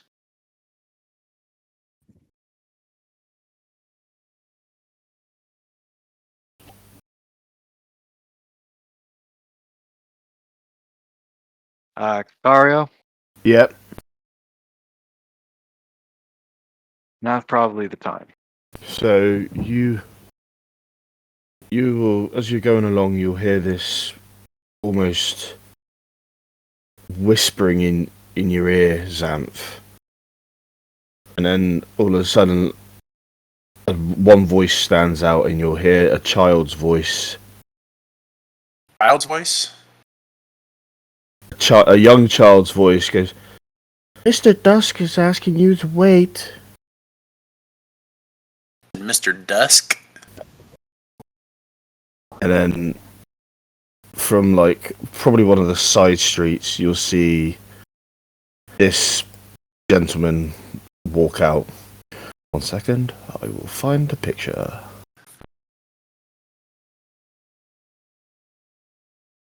Does Valeria notice that Xanth is, I don't know, acting weird? Sorry, I've got so many images I'm trying to search through. It's all good. But is there a look on Xanth's face? There he is. Like, yeah, probably the look of confusion. You can if see nothing that else. he can. We were running, or fast walking, if you want to call it that. Mhm. You know, imagine the biddies at the mall when they're doing their. Right. We're doing that number, and then all of a sudden he kind of starts to slow down and gets a bewildered look on his face. Yeah. What's wrong, Xanth? And you're not even sure if he heard you. He just sort of looks around. And that's when you see this figure standing kind of like off to the side, as if he was waiting. He's kind of crossed paths with you.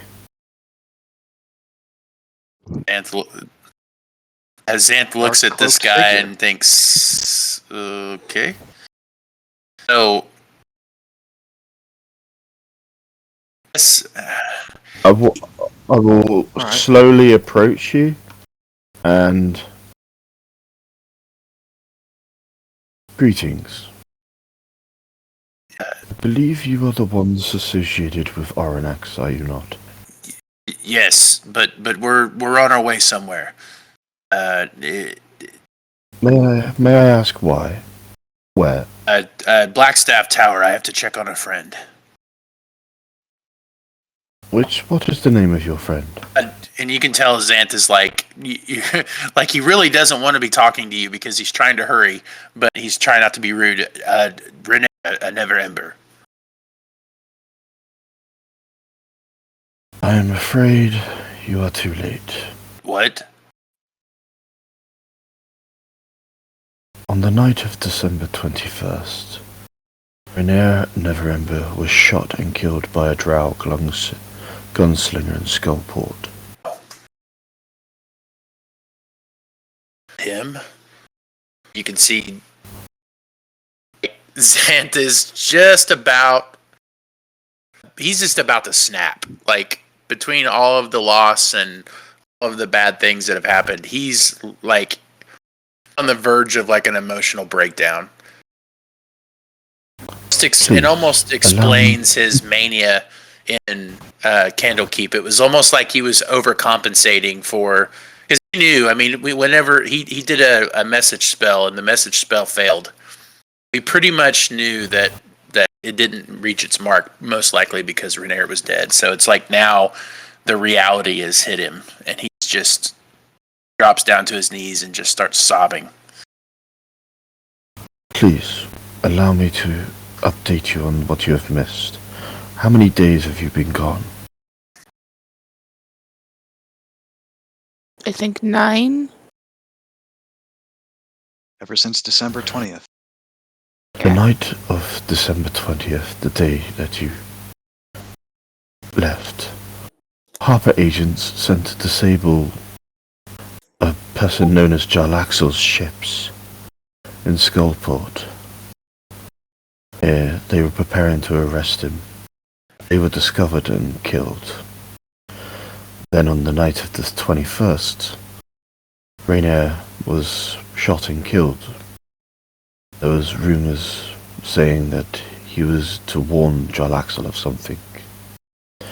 The next night his body was discovered, and the Open Lord, in a fit of rage,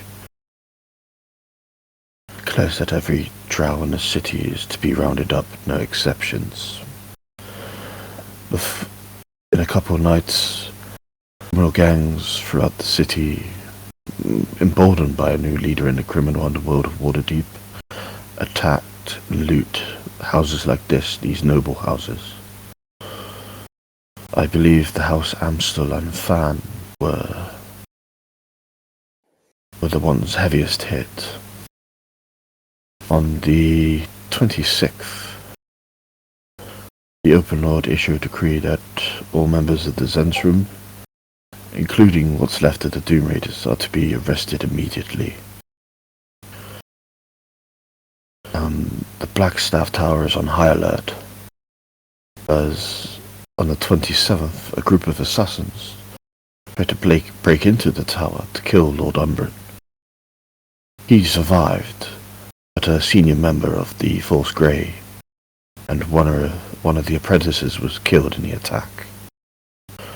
As you can see, I was awaiting the House of Wonder for Oranax, as I heard he could be someone who could help me in my goal. Xanth reaches out and grabs a hold of your clothing and pulls you to him, and you can tell he's not right. He says, "How do you know all of this?" Because I listen, the voices speak to me, and I suggest you take your hand off me. Please. Voices doesn't seem to be interested in letting you go just yet. Yes, the voices of the dead. At that, he opens his hand and he just kind of looks at you with just a shock. Takes a step back. Looks over at Valeria. I have to tell the Open Lord and everyone else what's going on before the city tears itself apart. I believe maybe, but I don't think he's willing to see reason right now. It would appear I was judged on my appearance coming into the city. Well, I can hardly blame them. Please, I keep myself covered for a reason. You can see Xanth is very weary of this whole thing. Which is it's actually a little uncharacteristic of him, but he's just been informed that one of his close friends was murdered, so he's not himself right now. He's not Xanth the Redeemer for sure. Valeria she's skeptical, but given everything that they've seen over the past week and stuff, she is listening, but she's also kind of keeping an eye on Xanth to make sure he doesn't try to stab the man. Yes. I believe I can speak to the Open Lord. I believe that he'll listen to me. I don't think I understand that you think you have a great repertoire with him, but we have been gone for 9 days. Who knows what rumors were spread about us, and just everything. I don't think it's going to be you're going to be able just to walk up and be hey, this is what went Lord down. Umbren I will say, looks back to the dark guy. He is alive. I believe whoever tried to take him out failed. Where is he? Do you know? I believe he's still in his cell. We should probably head there. We were heading there anyways. I must ask, where is Oranax right now? I would like to... I need to ask him for some help and assistance in my goal. And it is quite vital as things have taken a dramatic turn for the worse, and I feel my time is short. I don't remember where he said he was going, but Xanth does. So Eve said he was going back to the Dragon Tower, the Wormlings, to basically figure So- out what the hell happened to the Dragon. So he Lord, tells him that. taking Katal with him. Yeah. Okay. If it's okay with you, I'd like to go with you and see him. I feel my goal is... Not going there. It We're is- headed to Blackstaff Tower. Wish to speak with Arnax, Please. feel free. As with that, Xanth starts to walk away. Excuse me. I sense hostility from you. What have I done wrong? At this point, you wouldn't really call it walking. You'd call it more like trudging, like he's stomping towards Blackstaff Tower. Valeria will turn to the dark man, and he just found out that one of his close friends died, and yeah, we've already lost other friends along I the have way. faced death. It does not scare me. It's not about the fear; it's more of the loss. I have lost many great people in my life. Forever how long it has been.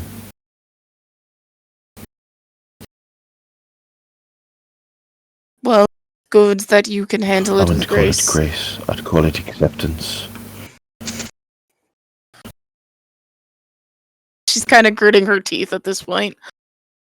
I need to go help him at the moment. If you can choose to come with us, or you can go on your own. But we are going to the Blackstaff Tower, and then we will go to the Dragon Very Tower. well. I will accompany you.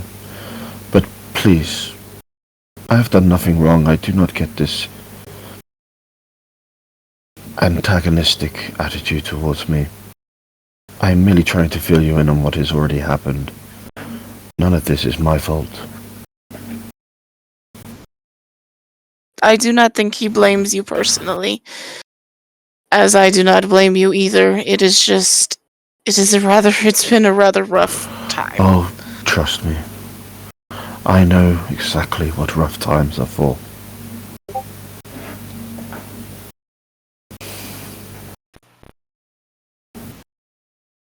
Yeah, We- yeah. Xanth is definitely getting a distance ahead. He's he's rushed. So I know I said what I said, but as it is, Katal, you do have the option to either go with the party or go with Aranax in this moment. The choice is yours. I feel like if the party seems pretty like confident in Arnax, I feel like he probably would have gone with the party. All right, fair enough. But if backpedaling is too much, he could easily No, go it's for not a problem at all in this moment. If it Okay. was, I wouldn't have mentioned it.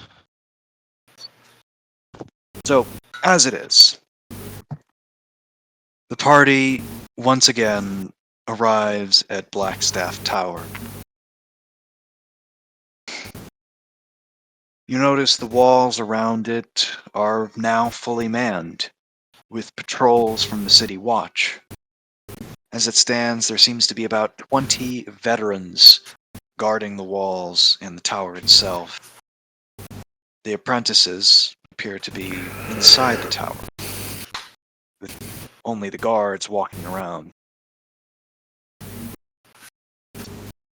As when you get to essentially the door opening into it, one of those veteran guards stops you and says, "Old name."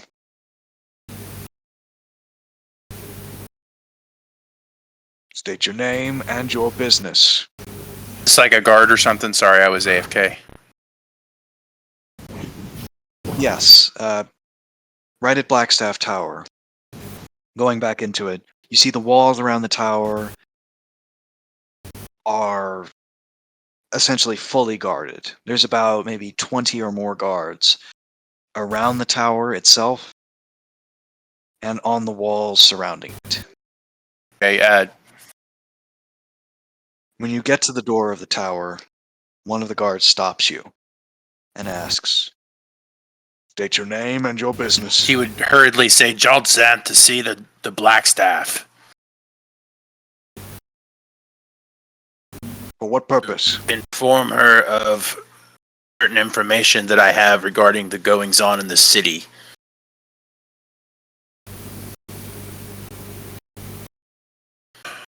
To be more specific, we've had So I can be cases of specific with infiltration her. before.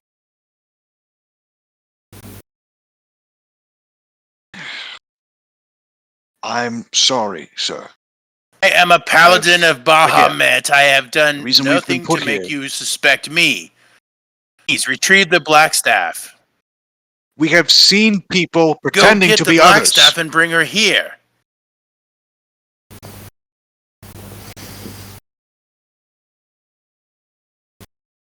As he kind of takes a deep sigh, sort of rubbing his nose a bit. As you wish. Wait outside. As he heads inside the tower.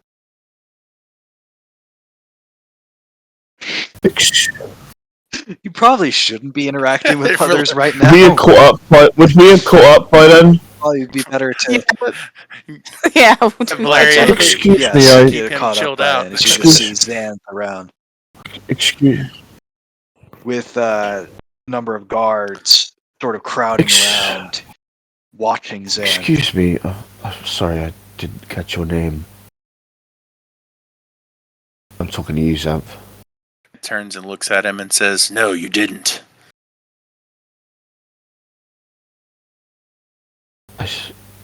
What is your name, please? Xanth. I should think if you were looking for us, you would have known who I was. I suggest you calm down. I know you are upset, but being angry at those who are not at fault is only going to put you in deeper trouble. And furrows his brow. Trouble do you think I'm in? Keep going. As the door opens, you see Varja Saphir, the Blackstaff, exit the tower with the accompanying guard, saying, Joltzant, thank goodness you're here. And Because we've met her Valerian. before. She knows who we are. And yes, if nothing else, she knows who you are by name, thanks to she remembers who you are. Yeah, and she thanks also to remembers Raynor. us from Umbren's arrest because we, as far as she's concerned, we helped secure his Exactly. peaceful transition. Yes. So, Is she taking us in? apologies. Okay. I just Yes, want absolutely. Sam She's to taking look the you guard who immediately. gave him all the There's- trouble up and down real good as they walk in. Are they letting me in? Apologies for the twice. Well, that actually is this one in the back. It looks back Is and says, he with you? just met him. You not know who he is. I see. Keep eyes on him just to be sure. Raven Queen, please give me patience. Apologies, allow me to formally introduce myself. I am Mr. Dusk. I am a servant of the Raven Queen.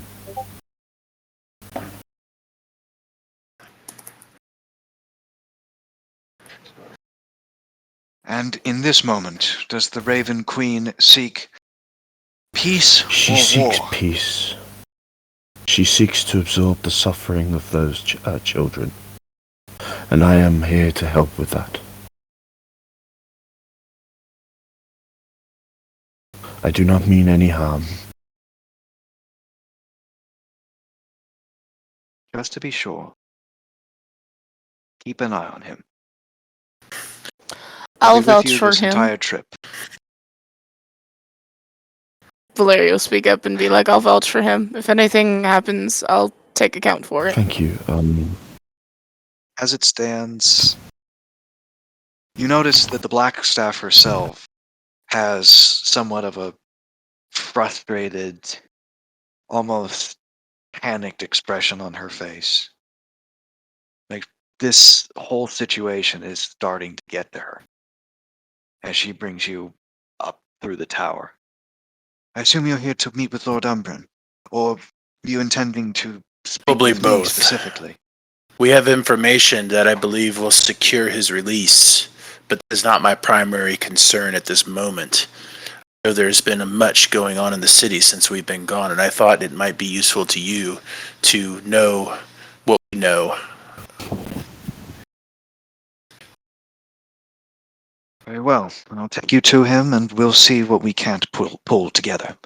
Should save And us some time. once they get up there, Xanth would just in another exposition dump of all the things that's transpired. I think ultimately he's trying to secure audience with Open Lord, but he thinks maybe giving the information to the Blackstaff will not only arm her for what's going on, but also potentially provide some evidence to free Lord Umbren. So it's like a multi-purpose situation. Right. As she leads you to the apprentice's quarters where he's being held, she says, "It is a horrible shame what happened to Maliantor. His good friend, killed for nothing." She referring to? Listen, Maliantor was one of the members of Force Grey. In fact, she'll actually describe that Maliantor was the third most important member of Force Grey, counting herself, murdered in the attempt on Lord Umbren's life. Clearly she's somewhat upset about Rainier. Of course she is. The two deaths combined of essentially two major friends of hers is sending her for a tailspin. May I ask who was the one who attempted on Umbren's life?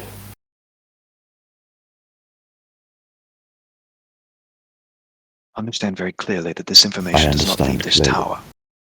Unless I say it does.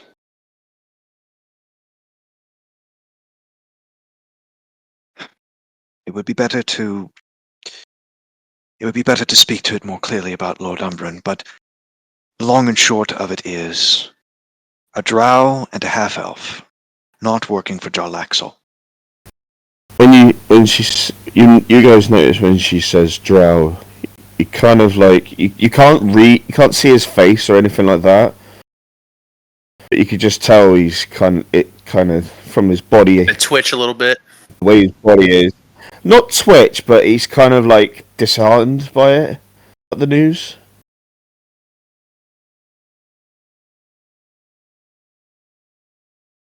Brings you into the apprentice's quarters.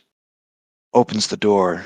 You see Lord Umbren sitting down on the bed. You notice his hands aren't bound anymore. They're freed. As he looks to you, Xanth, and says, "Oh, Xanth, you're alive. I feared the worst. I feared the worst." Looks him over and just quietly says, "Worst has happened." Xanth, What has happened? as he's already been giving her information, he goes ahead and gives him all of the details as well, including the fact that the Dragon King told them, I guess, that the way that he was going to try to break the Open Lord was by murdering his son.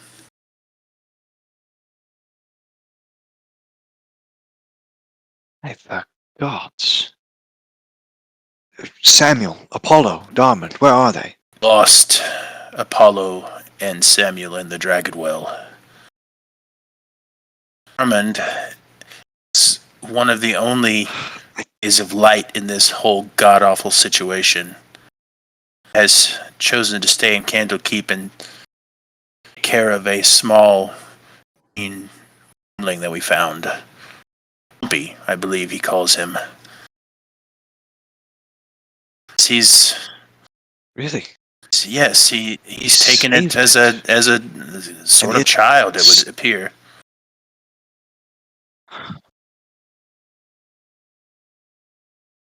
I told you that the Well of Dragons, that the Temple of Tiamat was dangerous. Too dangerous. Well, you'll forgive me that at the moment that happened, we weren't fully sure we could trust you.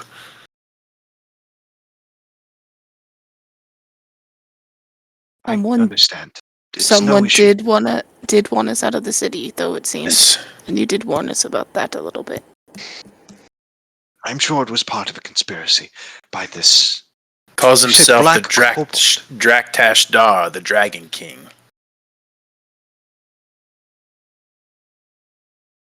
He was a underling of Vuthajesk.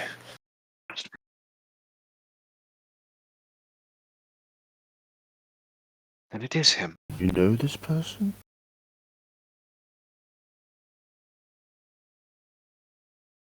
A year and a half ago, before my incursions into Alonduil,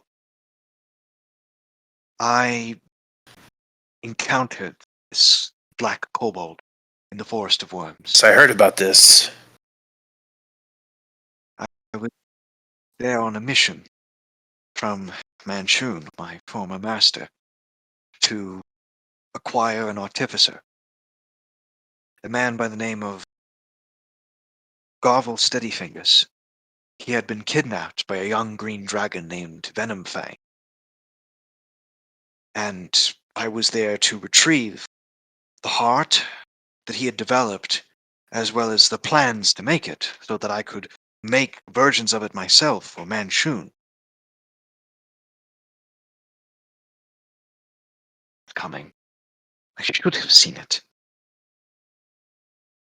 During the Forest of Worm engagement, both myself and the black kobold Galrock impersonated each other.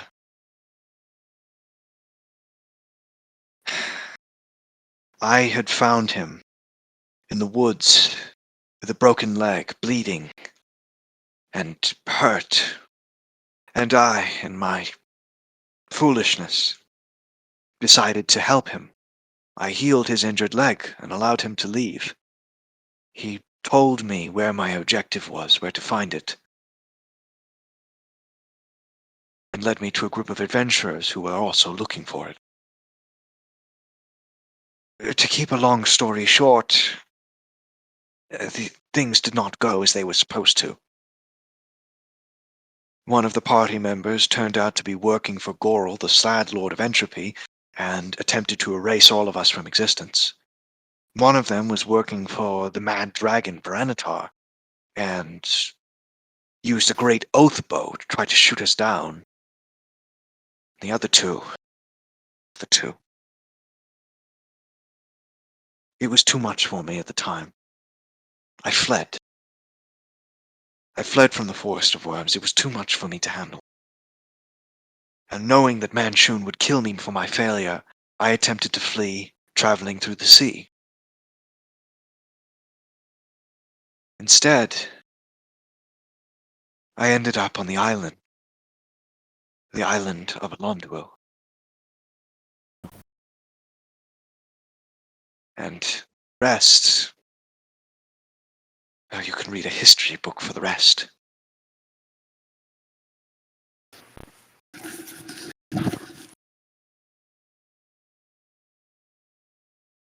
I did fight the kobold there. I did fight the kobold once before I left. He was a powerful wizard, more powerful than I could handle, at least at the time. If he is back, and he does know me well enough that he could impersonate me. Yes, I believe that is who's behind everything in Waterdeep. Seems as though he wants this for his seat of power, and he intends to use civil war as a means to bring our players here to their knees so that he can take over. Also had a map of chromatic and metallic dragon dens. What they were doing in the Dragon Well it looks to me like they were trying to create more kobolds. He has an army at his disposal. The same army destroyed the Platinum Cadre on my attempt to make it to Waterdeep.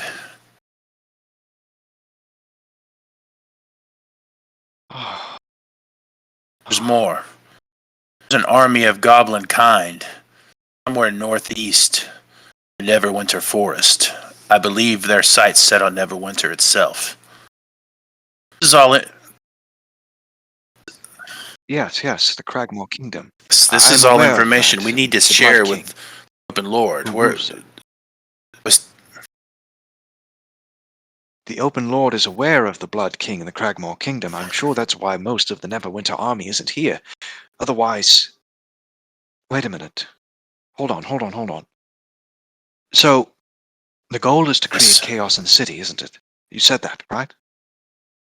Dragon King is Create also panic working and with destruction. goblins. I assume he means to distract Open Lord and perhaps divide his forces. A thought has just come to me. What if, and hear me out on this, if the Order of the Gilded Eye may be working with the Dragon King? That was something that I thought might be a possibility, and then Valeria will fill in the information that she discovered, even including about And Solaire the being the Zesheks. bladed viper, and what happened with his sword, and the fact, but also bring up the fact that the Dragon King did quote unquote capture Solaire very briefly. I say, sharp girl, and a decent plan, all things considered.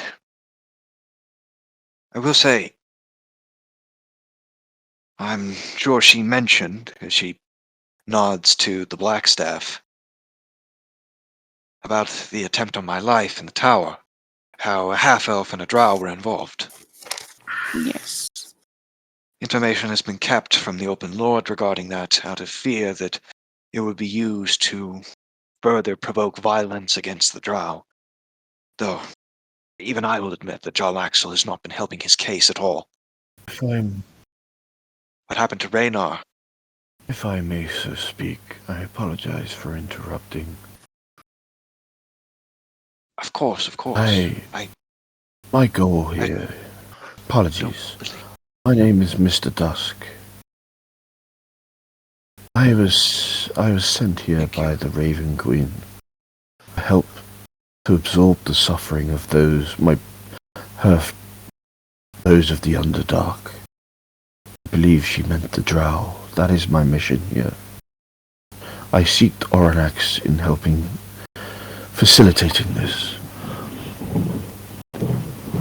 The only thing she said to me in my haze was to absorb the suffering of your fellows from the Underdark. You see, my native home is Evermeet. Evermeet? How did a high elf become ingrained with the Raven Queen? It was... You tell he's kind of like paused.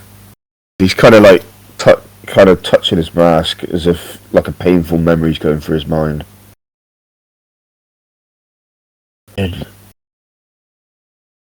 the last ditch efforts of my throes of death and dying, made a deal with. Some of us pleaded with the Raven Queen for help.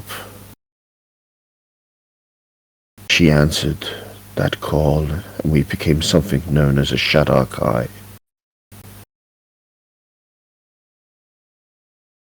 No, yes, I've heard of those. Normally, those are quite ancient, are they not? A group of elves that ended up stranded in the Shadowfell hundreds, if not thousands of years ago, and slowly transformed into these shadow creatures. You're saying that you were turned into one? But my scars of what happened to me still remain. Hence why I dress like I do. I do not know what dragon breath I got hit by, but I am beyond scarred. I see. I'm deeply sorry for your loss. The dead are the lucky ones. You know peace.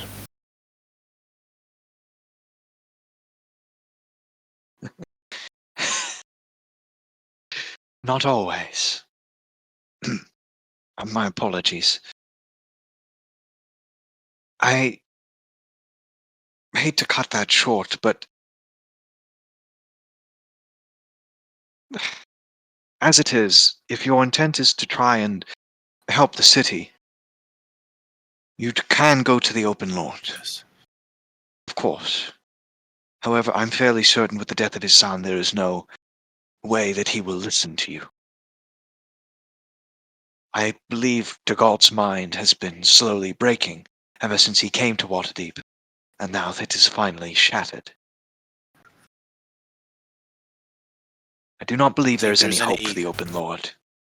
Reason to try?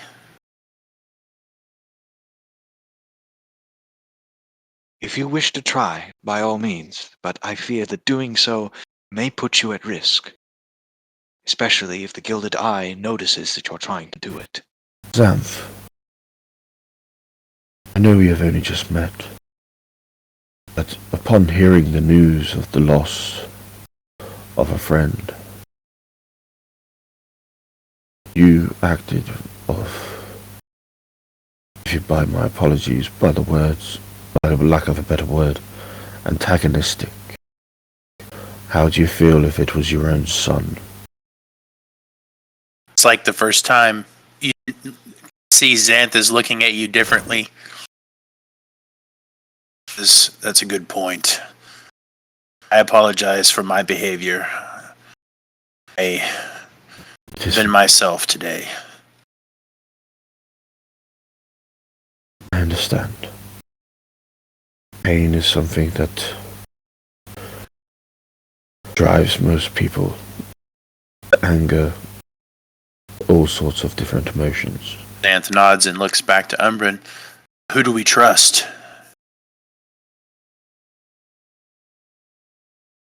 It is? The Blackstaff, Varsha here, is trustworthy. Now that much I know. She had saved my life during the attempt. Though, if it may be worth noting, he did mostly save his own. Had it not been for him being able to still cast Dimension Door with his hands bound, I would not have been able to get to him in time. Truth be told, he actually defended himself quite well in At the this attack. point, Xanth would fill Umbren in on the situation with Please. Solaire and how we've, at least in our minds, we feel that we've turned him.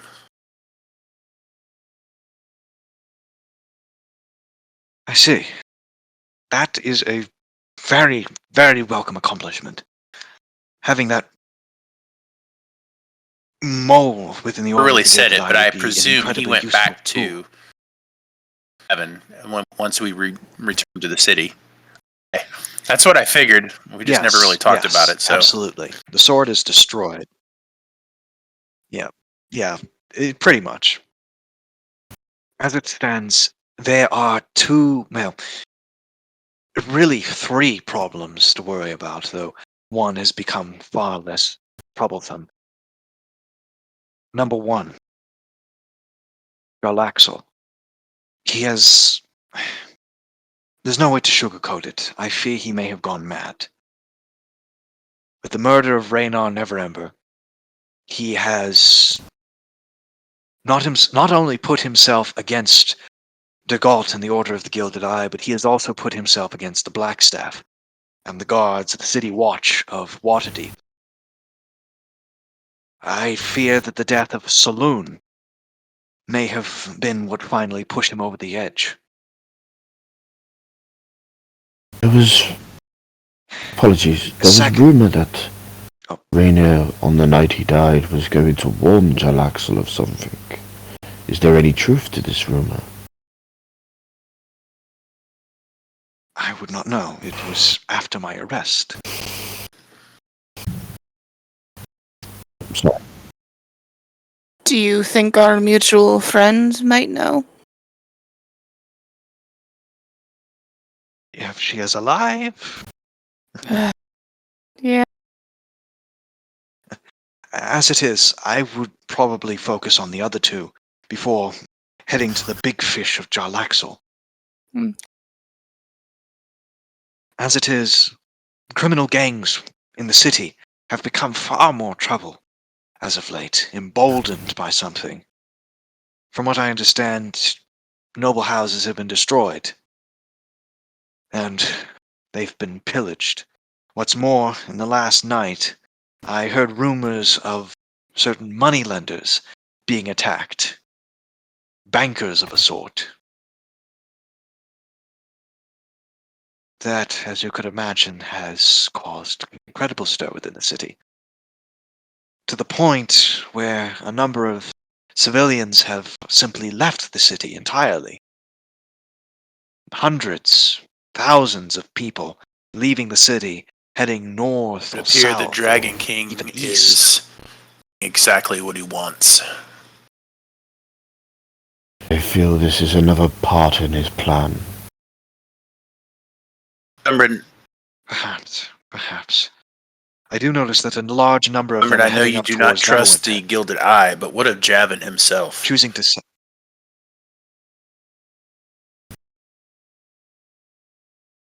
Javin himself. Javin himself was amongst those who tortured Valeria's father. I'm fairly certain that if he is involved, if the Order of the Gilded Eye is Reason to involved, believe that he they is are being involved. controlled by some Deeply. outsider, some imposter that is claiming to be an angel of Helm. He has infiltrated Helm's Keep itself. Someone by the name of Jessax.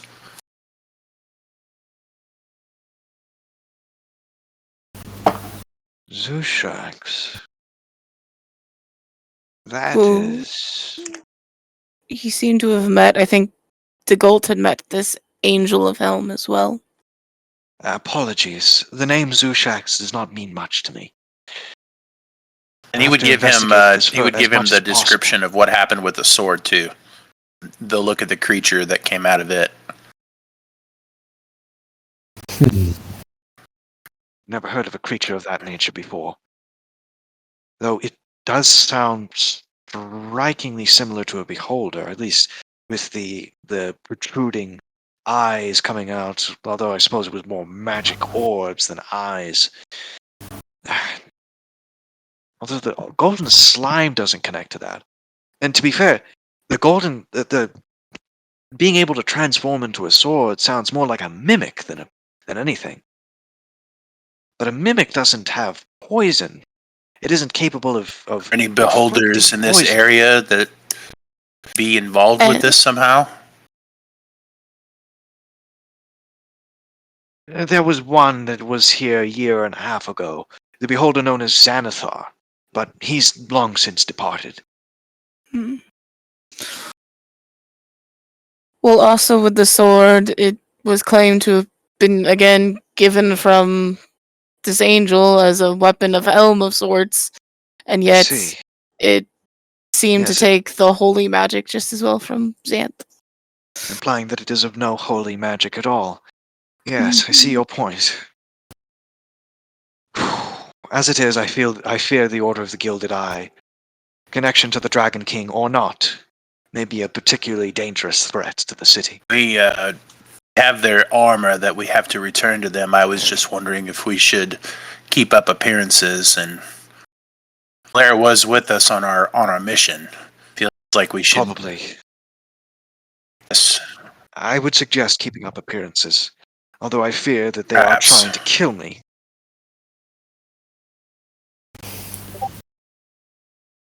Apologies for him saying in haste. The Order of the Gilded Eye has been demanding that some of its paladins be placed in Blackstaff Tower guarding Lord Umbren. They wish to interrogate This is him the Blackstaff on speaking. the assassination attempt. Xanth looks at her and Yes. says, I would not allow that. So far, we have not allowed it. So far, we have refused vehemently. Yet, Javan Tomakos I was asking if he would know anything insists. about beholders.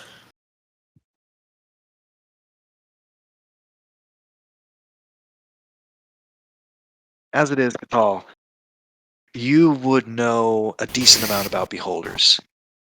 At least a decent amount. As it stands, they are aberrations. Same sort of category of creature as the False Hydra. Almost alien, spherical creatures with a large central eye, like a cyclops, along with a bunch of stalks going up, with an eye at the end of each one, shooting out rays of strange things. Would he know anything about their proclivity for magic or experimenting? It depends on the beholder. The main trait that beholders all share in common is their intense paranoia and their proficiency in creating things with their dreams, albeit accidentally. It'd be more accurate to say creating things through their nightmares. So, for example, the way that a beholder is born is via the dreams of another beholder. And usually when a beholder is born, it tries to kill the beholder that created it, and vice versa.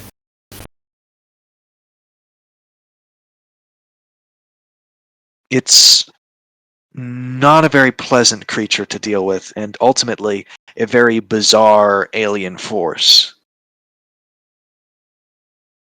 There's nothing you can hear about them, creating magic items, at least not on purpose, and certainly nothing like that. Okay. They're not particularly proficient spellcasters.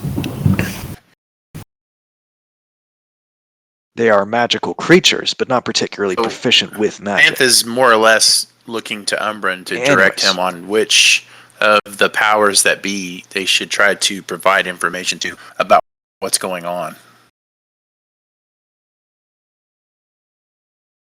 Well, for a start, I would say that Aranax is a good one to trust. I would say that, as it stands, Lady Blackstaff is an excellent person to trust. I also have one or two contacts still functional in the Zentrum, specifically Ziraj the Hunter and Tashlin Yafira, two members of the none Doom of Raiders these, that are still alive. no offense to the Blackstaff, none of these have any true power within the city in terms of what goes on here. I may not control the masked lords of Waterdeep, but I am still head of security in the city of Waterdeep. I can direct city watch patrols to go where they must, if needed. Xanth rubs his chin, and Ellie was kind of hoping for some kind of direction, and he doesn't feel like he's getting it, so he's a little frustrated. For the record, I believe, and this is the Blackstaff talking, that there are certain individuals that can also be trusted.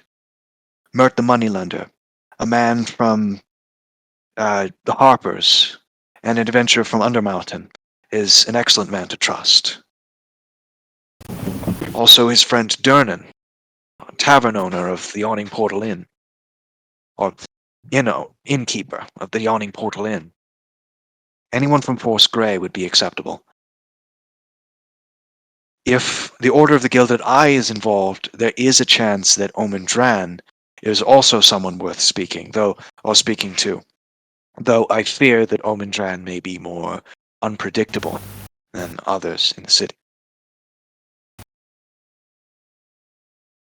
I would also advise against Lilton Dradden, simply because the man is, while powerful, he is as dubious a suspect as Jarlaxle is.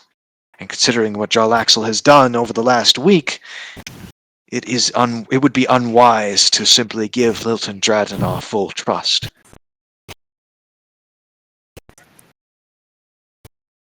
So, Mert the Moneylender and Durnan would be excellent ones. Powerful adventurers in their own right, capable.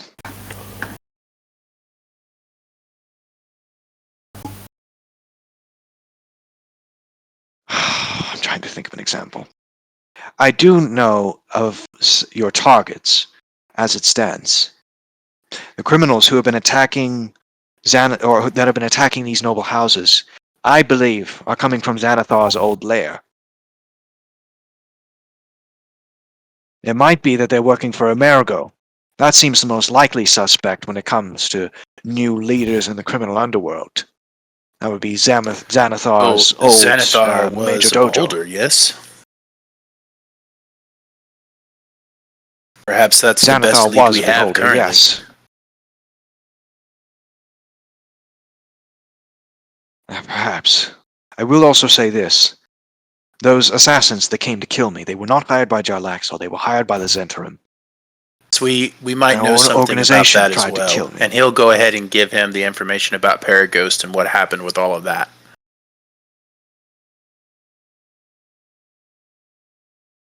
Ah, of course. That's wonderful. Of course he would have tried to mosey on in to Hill's Edge the moment I was gone. Bastard. Apologies. I've had trouble dealing with the Paraghost ever since I took power. He seems to think that he's going to wrest control of the Zentrum from you here in this town. The best I understood it.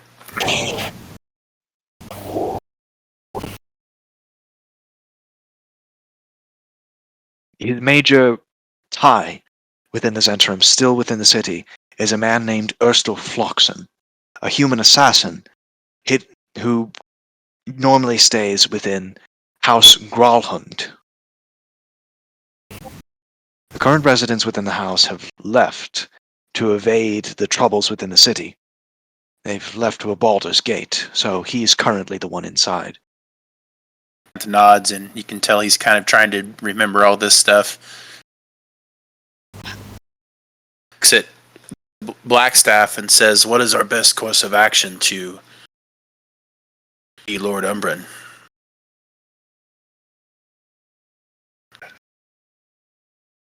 Well, it is possible that you might be able to convince the Open Lord to free him.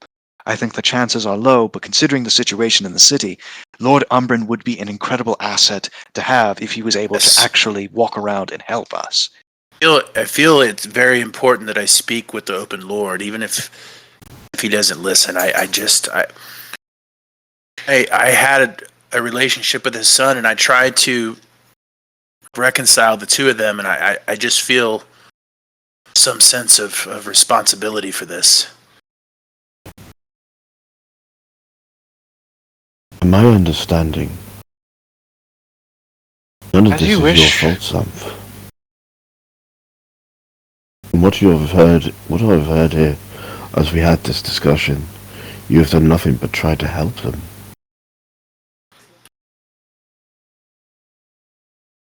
Yes, perhaps leaving this city vulnerable, and that was my doing. was intent on finding these wormlings, and it seems as though this was just yet another misdirect, like all the others that we've experienced. I'm tired of chasing my tail. I want to do something. I want to be in charge of myself for once, instead of doing others' bidding. Just an errand boy.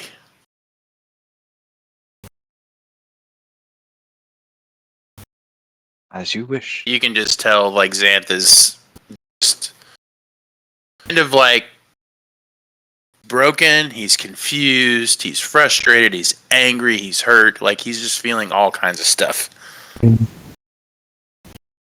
May I offer you some insight, Xanth, from someone who's probably a little bit older than you?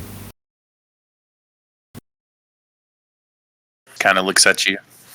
In the times of when you're feeling the most lost, have the faith in the one that you serve most loyally.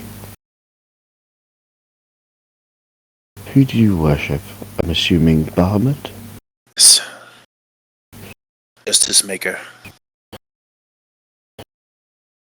Entrusting your faith in him. Serve only unto him. As I serve the Raven Queen. We're only that simple.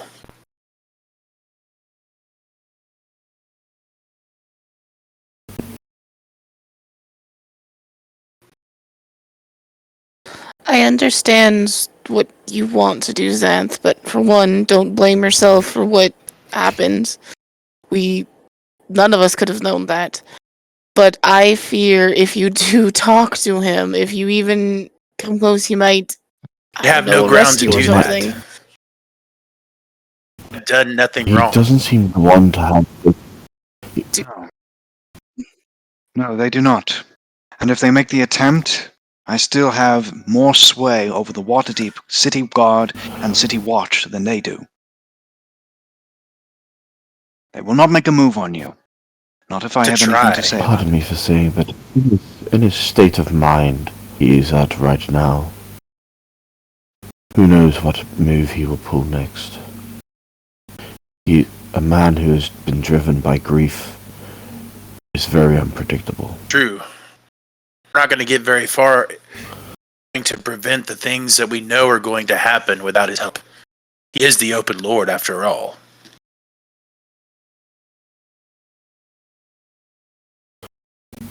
You can tell Xanth is not going to be dissuaded from speaking that to case. Dagalt.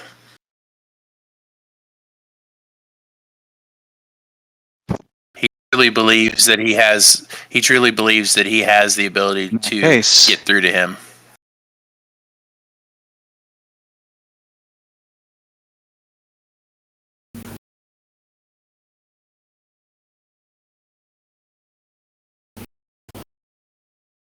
So, the party heads on its way to Waterdeep Palace. If Castle everybody Waterdeep. else is like That's nervous where it about was. it, then Xanth is perfectly happy to go alone.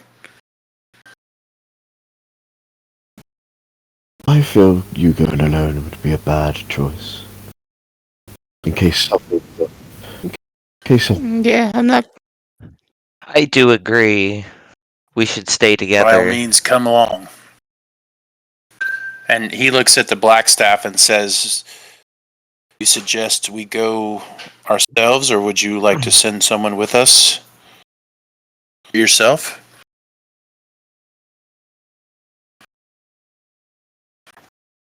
I shall head with you. In the event that things go south, I will Very much be appreciated. hovering around to protect you. Right, off to Open Lord.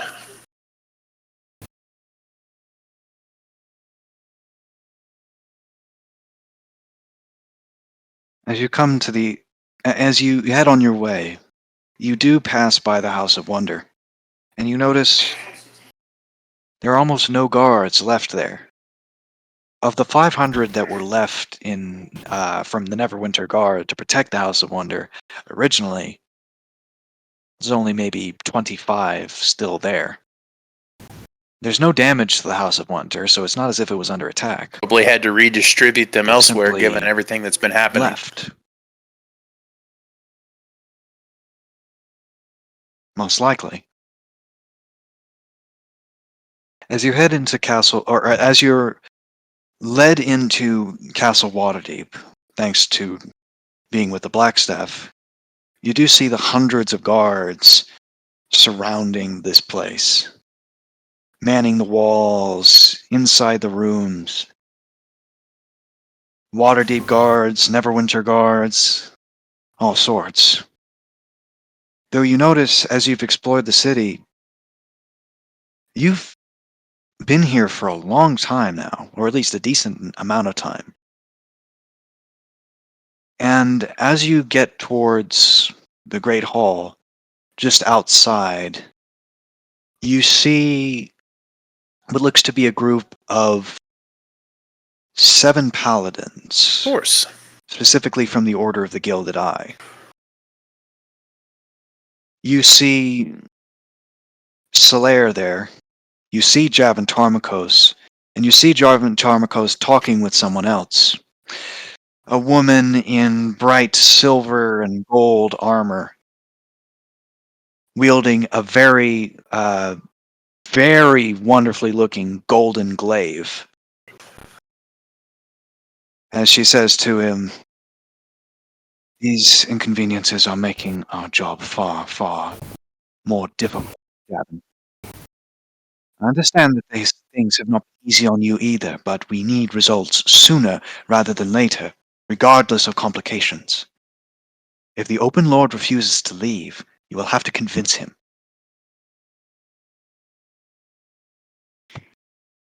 "I think now is not the best time to speak of this, Miss Quira.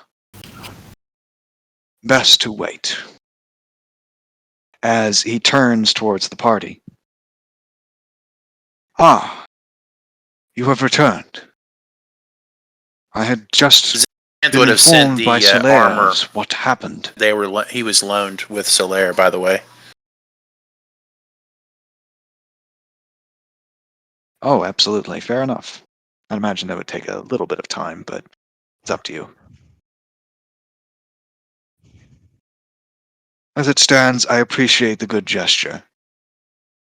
It is nice to know that we are on decent enough terms as it is, especially considering Solaire how was very things have instrumental fallen in assisting in recent us days.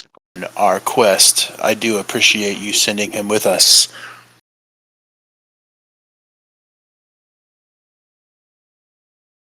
It is a shame what happened to Apollo and Samuel. Xanth They lowers seemed his quite head and pats the whip at his side and says, Good "Yes, people. their loss has been sorely felt."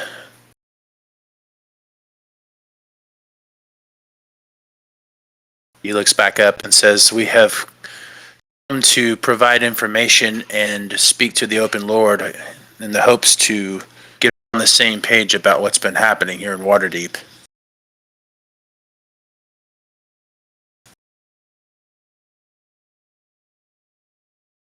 As he kind of takes a deep breath for a moment. Yes, by all means. Let us go. If you would not Fine. mind, I would like to accompany you. I know that you are close to If the you do Open not Lord. mind. Your presence might be soothing as he receives this information.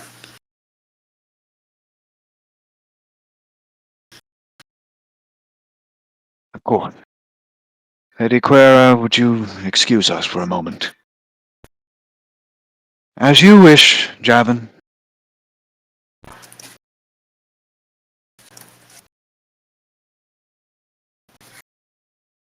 As you head into the Great Hall. Actually, yeah, I think I do actually have a picture of her. Give me a second.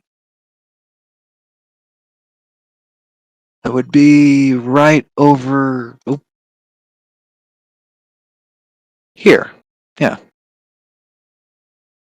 That would be here.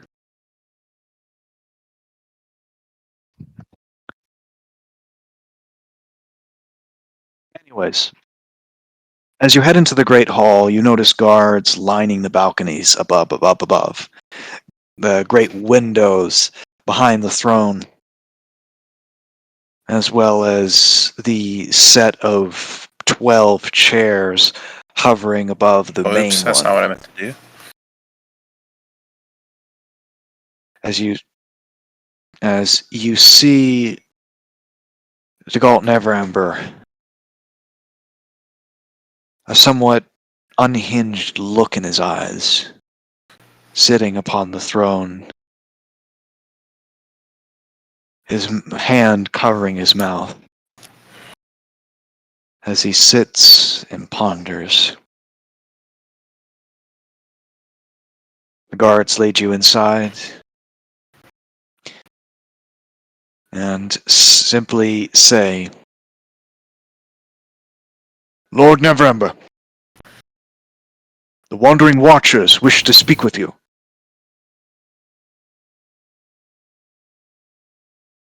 Bring them in. Bring them in.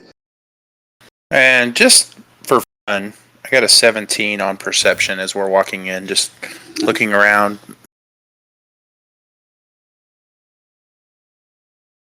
Absolutely.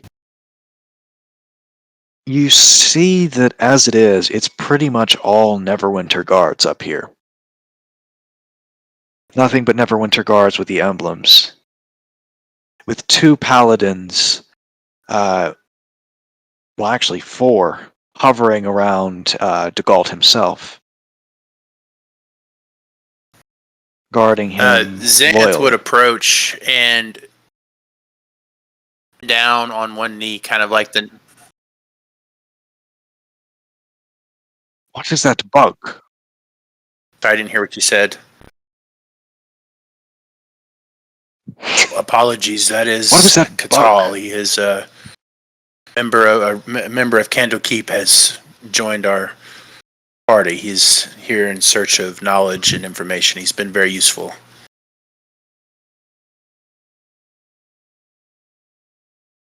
Another wizard, of course. Much apologies, but I do come as an apprentice of Janusi. Does not matter. An apprentice wizard is still a wizard, and I As I said, weary of them. right, but okay, so like right after all that little exchange, then Xanth would have gone down on one knee, sort of in the knighting pose, bends down before Galt, says, "Come with information, but first, must lament with you about the loss of an heir." It's very clear that he is just devastated.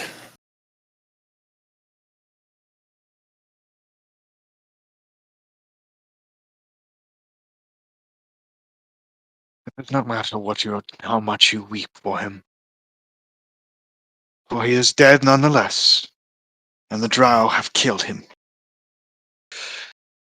Would you be And willing to stands take a and stand says, against his killers? "Absolutely. I'd love to. Would do everything in my power to bring justice." Are you willing to stand Kind of looks against around his for a second and killers? says, "Yes, I just said I would."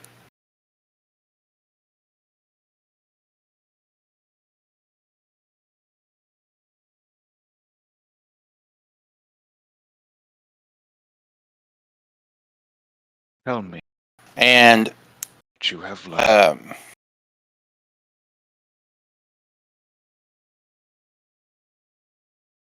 I need to roll a persuasion check to see how well everything I tell him lands. I will. Oh, no, that's dumb. That'll be seen as a hostile act. Anybody want to give me a help action? I was going to place. What does anyone? Okay, I'm going to do it. I will place my hand on your shoulder and cast guidance. May the Queen Does what? guide you.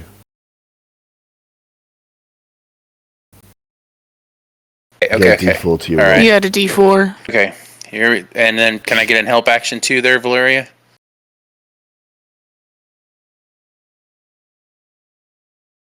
I can try Does my she have best, yeah. persuasion? Well, Like guess not. proficiency in Yeah, persuasion? hold on. I do not. Right. And unfortunately, no. So that's just going to be 12 plus 5 and then a d4. So 17 plus whatever this d4 is. 1. Great. Oh, what did I say? Okay, so that's 18. So he's specifically going to 18 total? discuss what they found out when they went to Dragonwell. What the Dragon King. The Dragon King's plans were. Basically outlining the entire situation with him taking the form of Umbren, and he's the one that's been behind all of this, and specifically spelling out plan to cause civil war within Waterdeep, and that he specifically said that he planned on targeting Rainier.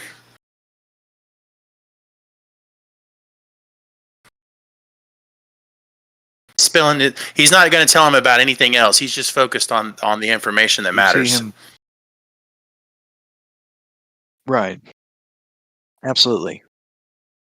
You see him pondering that information, thinking about it, rubbing his chin, trying to sort of cleave through it all. As he says, "And you believe this Dragon King has We have been witnessed it impersonating ourselves Lord Umbren?" on more than one occasion. We saw him Because as Lord he told Umbren on it. more than one Or occasion. because he told you. He'll describe what Valeria saw. He'll also describe what they saw in Edge.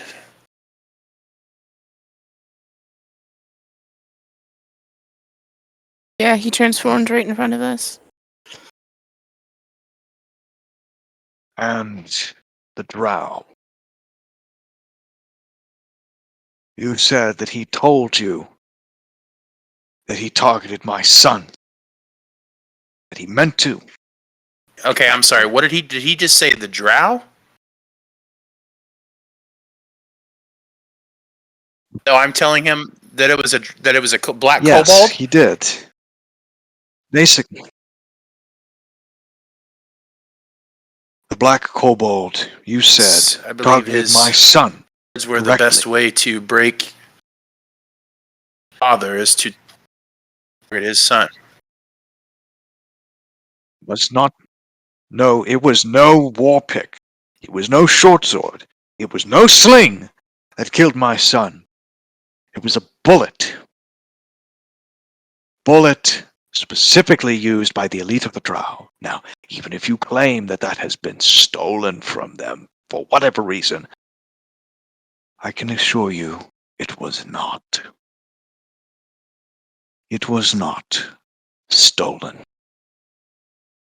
In the past week, rumor after testimony, after note left behind, proves over and over and over and over again that Jarlaxle ordered the death of my son. Not a kobold.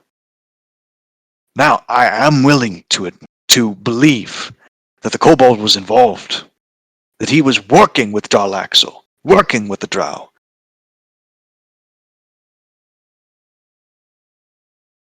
But that does not help It much, sounds as does if it? we need to get to the bottom of this with Jarlaxle.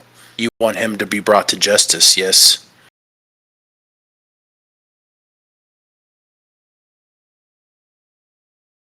I want him dead. I want him Yeah, I suggest dead. a way to accomplish what you would want. At that point, he would suggest Umbren as a potential segue into Jarlaxle. Especially since the information that we just gave him would clear Umbren's name.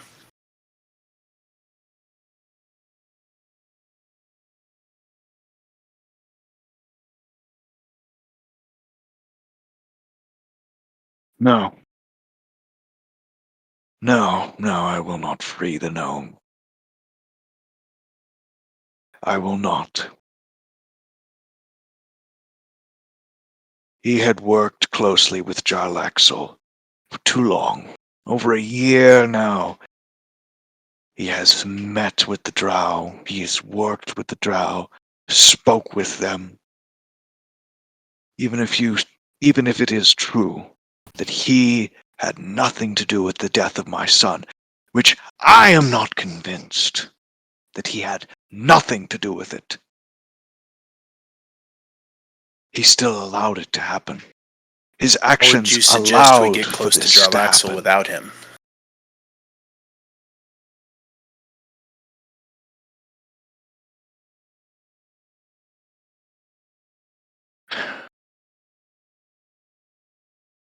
I have been told that an option has presented itself.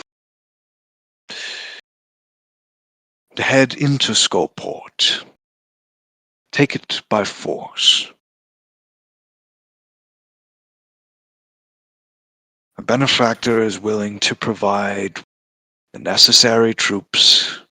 The order of the Gilded Eye has been reduced substantially, but it has enough numbers to make this attack work, especially if I can convince the Waterdeep Guard to join it. An assault in Skullport, a full assault, may be a bit costly, may lose a few lives, What's the but it read should on the finish off the Blackstaff's threat for face at good. that?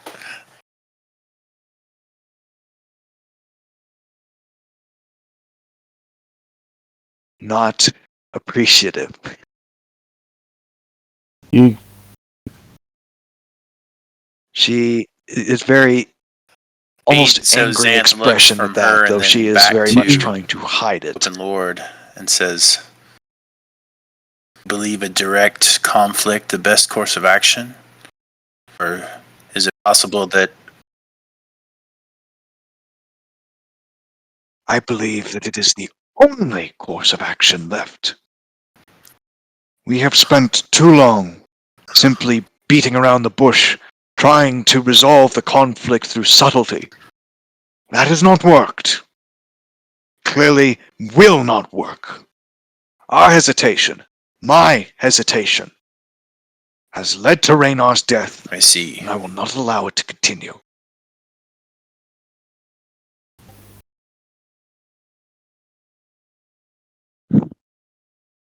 Okay, so that's a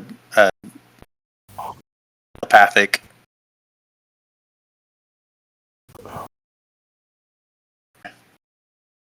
Yes, the telepathic message Morse- is being sent Morse code.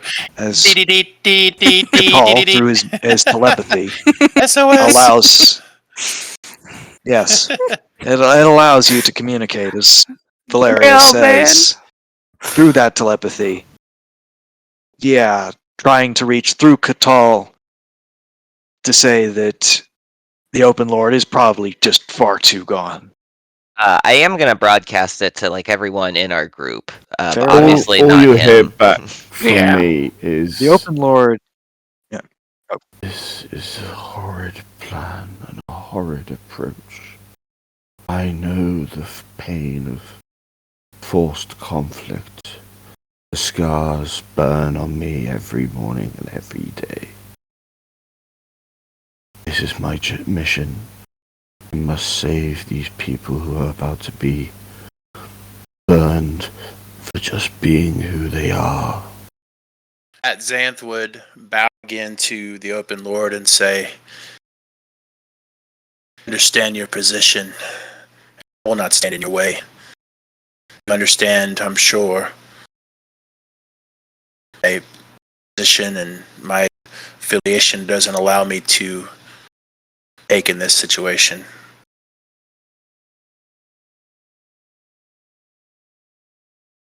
Of course not. I will say this. Had the Black Staff been willing to cooperate with me, perhaps I would be more willing to free the gnome. But I know that the gnome hides from me, and she hides him for him.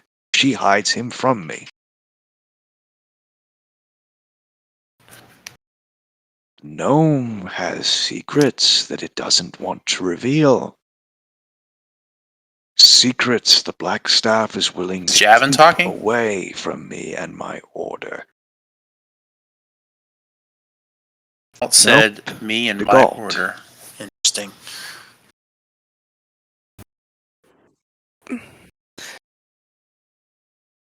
Can I insight, like, if I there's would some like to deeper do that as well. That was a meaning or very something? 'Cause the peculiar way thing to he's- say.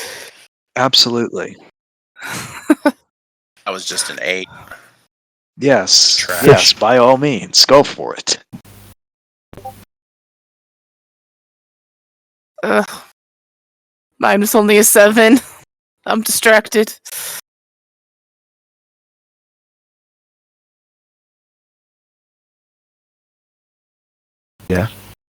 Mr. Dusk. 15. What did you get? 15. You almost get the impression that he almost said that out of reflex. The phrase, my order, wasn't really meant to be said.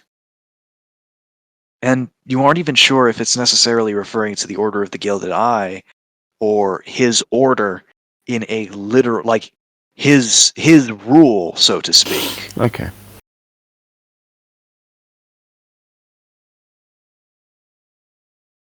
Tell you what.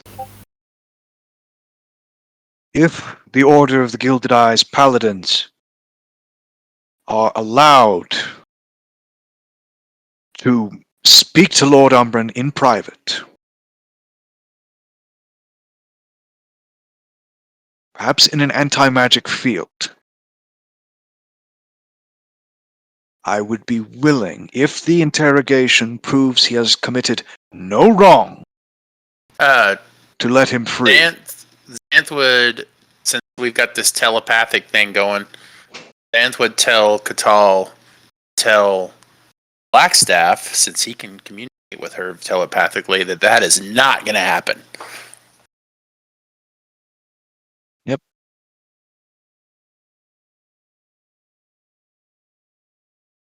He agrees.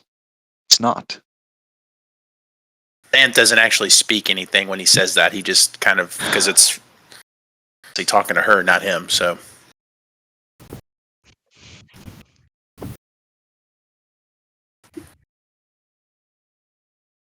Understand this.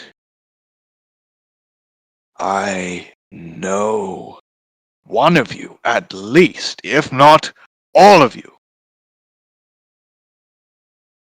keep your own secrets. Secrets that, whether you, Xanth, know them or not, may prove problematic for the city, a threat to the city, if they are kept hidden. Xanth nods and says, protection of Waterdeep is among my concerns, so I will keep that in mind.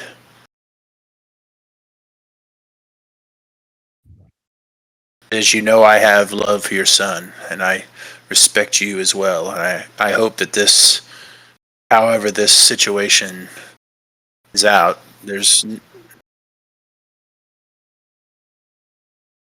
I trust you, Xanth. Know that. I simply do not believe you. I believe you are being misled. I believe you are being played for a fool. Even now. Tell me, you said that he transformed into Lord Umbren in front of you. You saw him as Lord Umbren, and he admitted it to you. there was In and Hill's he'll describe the Edge. conflict between Paraghost and what we saw as Umbren until he became other.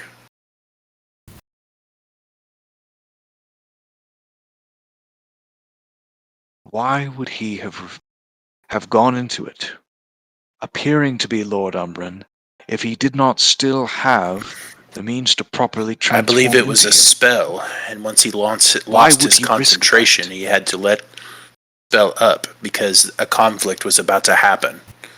it weren't for Aranax coming in, there would have been a fight between the Paraghost and the Dragon King. I'm sure of it. Aranax erupted. If he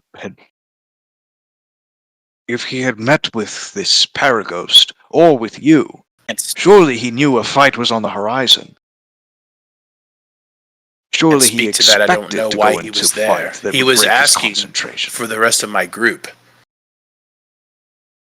I already dealt with him in the Dragon Well, so I believe he was hunting us. I think he's a powerful wizard, so I believe that he was knew you were there. tracking us, and he appeared as Umbren so that maybe he could catch us unaware.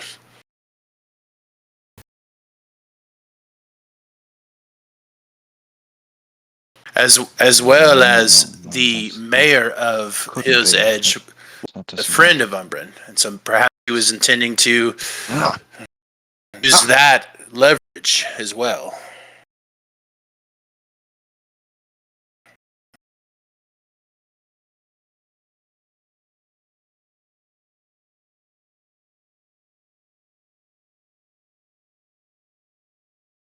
He knew you were there. He was hunting you. His concentration broke as soon as the inevitable fight began. He knew it would break. I'm sure of it. He had to know it would break. And if he had to know it would break, it would mean that he had to know you would see it. He doesn't seem too concerned about hiding from us.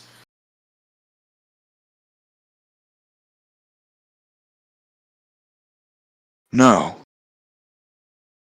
No, clearly he didn't. Not at that point. Go. Is he just... Sorry.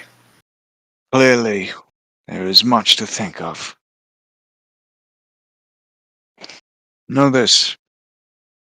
In 3 days, the assault force will move. In 3 days, the drow will fall. Anthony nods and says, "We'll be praying for all involved."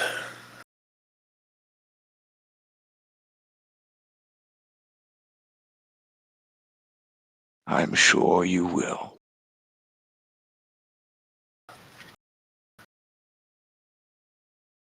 As he slumps over in his throne,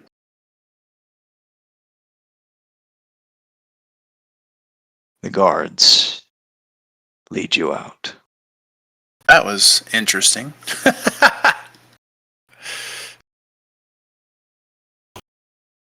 As we kind of head outside and we're kind of like well out of earshot of any guards and that, and just amongst us, you just hear me just, Raven Queen, save us. He is truly mad.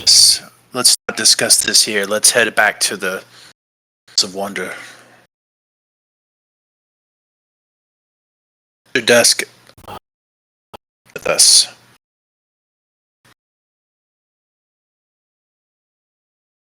Say again? Imp has cordially invited you to come with him.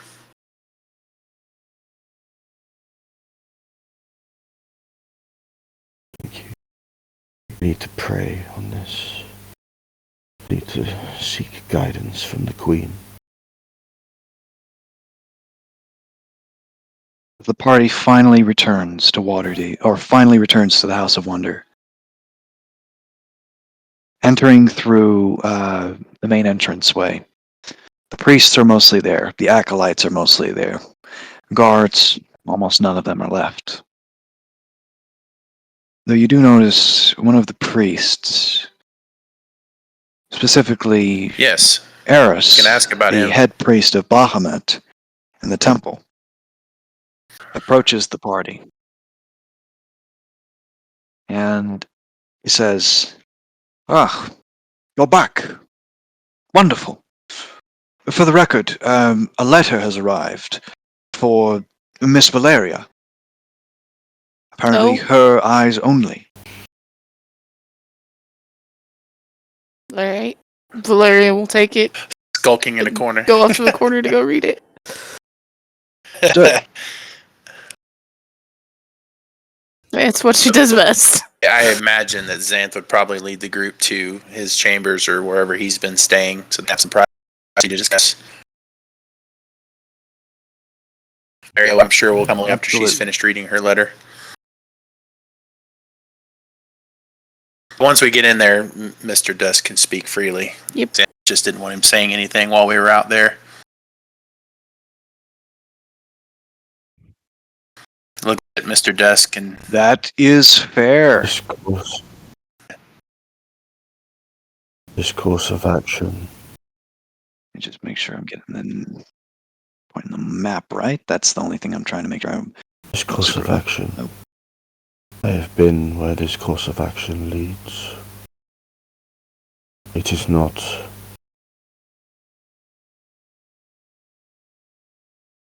It is a painful path. sounds to me like we have 3 days to prevent it.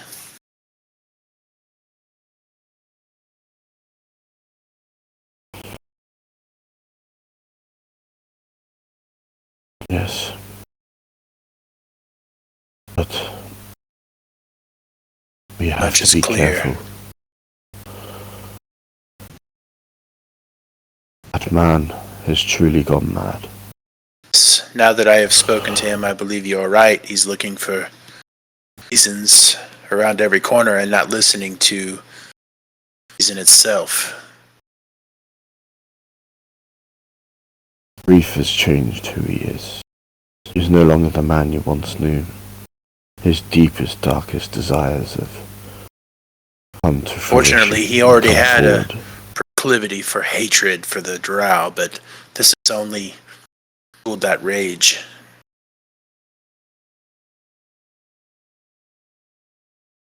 I believe most of the drow are innocent in this. At the very least, they have to be warned and eventually evacuated from the city to prevent this bloodbath from occurring.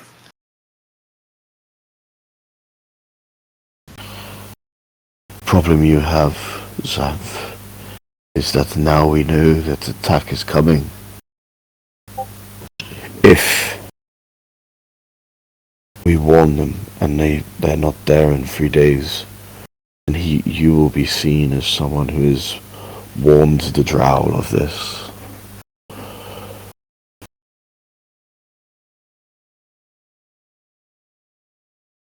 It is Valeria. In the corner, the note, the letter, reads as such. Time is running short.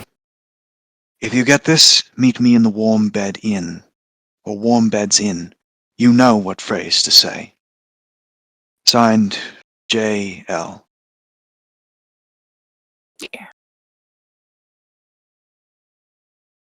Upon reading that, she's gonna fold up the letter, put it in her bag, and she'll join the others. Kind of briefly to say that You want us to come there's some with place you? I gotta go. Question is, I think it is best that I go alone. This is question more of a is, thing, yeah. is it?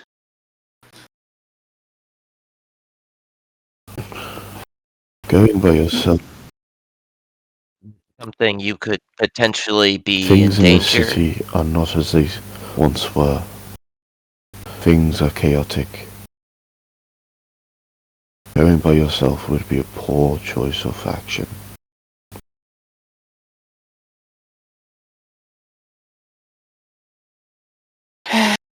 That's fair. If I follow you, I could at least, stay 60 or 90 feet away from you. And if anything goes wrong, you can just ring the warning bell in your head. That is fair. Are you Xanth able to gets stay a little kind of quiet? shrugged. I know, unfortunately, she glances at Xanth.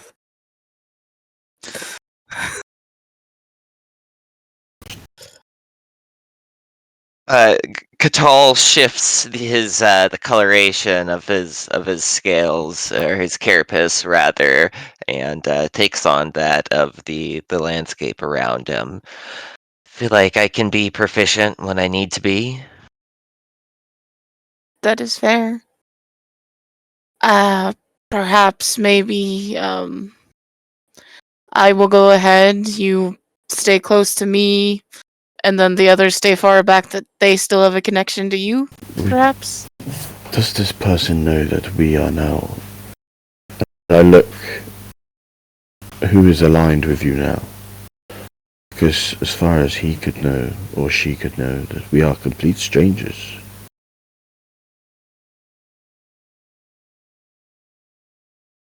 It's been my contact of this in the city from my mentor, who is connected to Umbren as well. There is one other person that contact is connected to. And as you say that, also Xanth just connected to lowers her his vassal. head.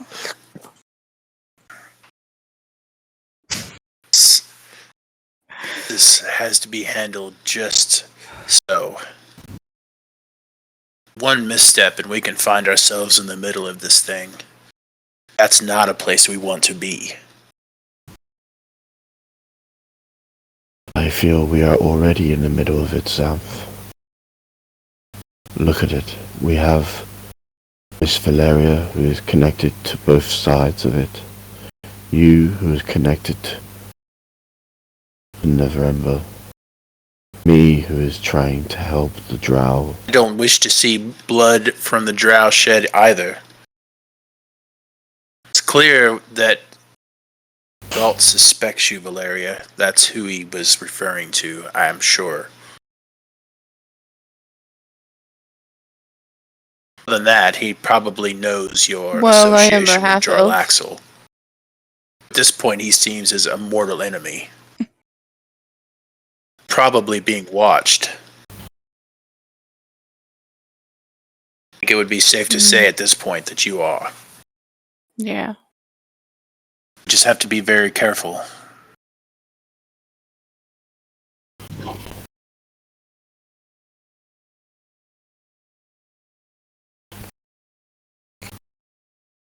Yeah. Even though I stand out as how I dress, no one knows my true face. It gives me some element of ambiguity. I can't say the damn word. One of those. Some of it. Yes, the one. That's the one. Ambiguity.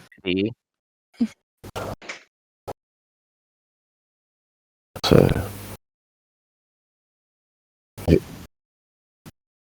So with that in mind, party does have a bit of time to get its bearings back in order before it confronts this, since no real time was given. Mm-hmm. As it is, party does have the option to basically do a few things before it goes into that.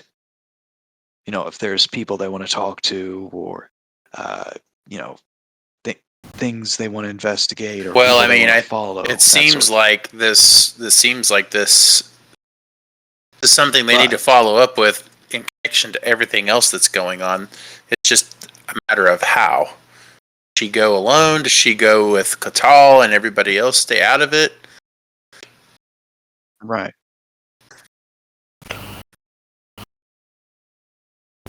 Not even from a sense of,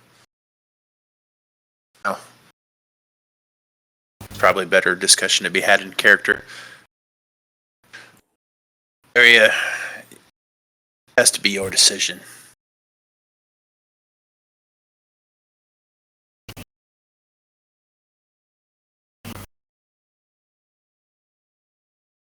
I think keeping Katal nearby would probably be for the best.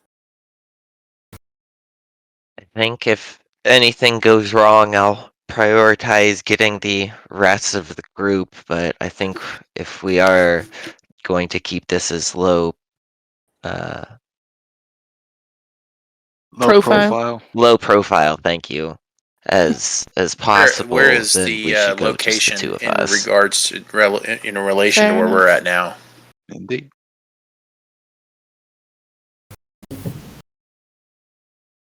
It is in the dock ward in the city. Pretty decent ways away, but not too far. I'm just wondering, like, D15 on the Waterdeep map at the very ability, top of the like, group kind notes. of range does it have?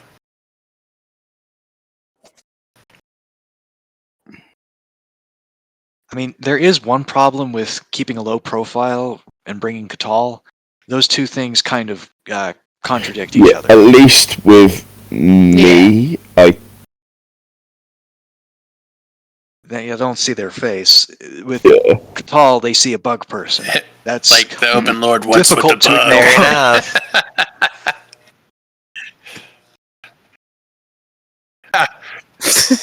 He's Yeah, not I worried about didn't the shadow seem man. He's worried to about the bug. Notice the shadow man. I guess the shadow man then. I Well, could the bug send a wizard. bird or something like that with you that I Oh, could watch I through may- their eyes. I I think may that have That a could just solution appear for as a this. pet. And I pull out a small silver. 1 second, my page is loading. I've got to read it. I pull out a small figurine of a silver raven. This will allow me to summon a raven I can use as an animal messenger.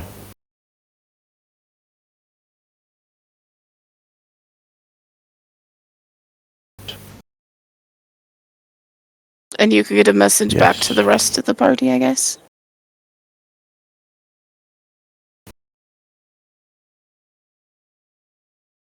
Say that word. Holy crap! I Yeah. would not realise one of the two uncommon items I picked would come in handy so fucking soon! Wonderful. So if that's the case, then maybe it would be fine if Valeria went alone. She could go. I would say she goes in there on her own. I maybe be nearby, but not like outright following She her. can but be like like trying in the not to be vicinity. seen as she approaches. Right. Yeah. Oh, absolutely. She's no Yeah, doubt being so- watched. Anyways. Well, in that case, fair enough.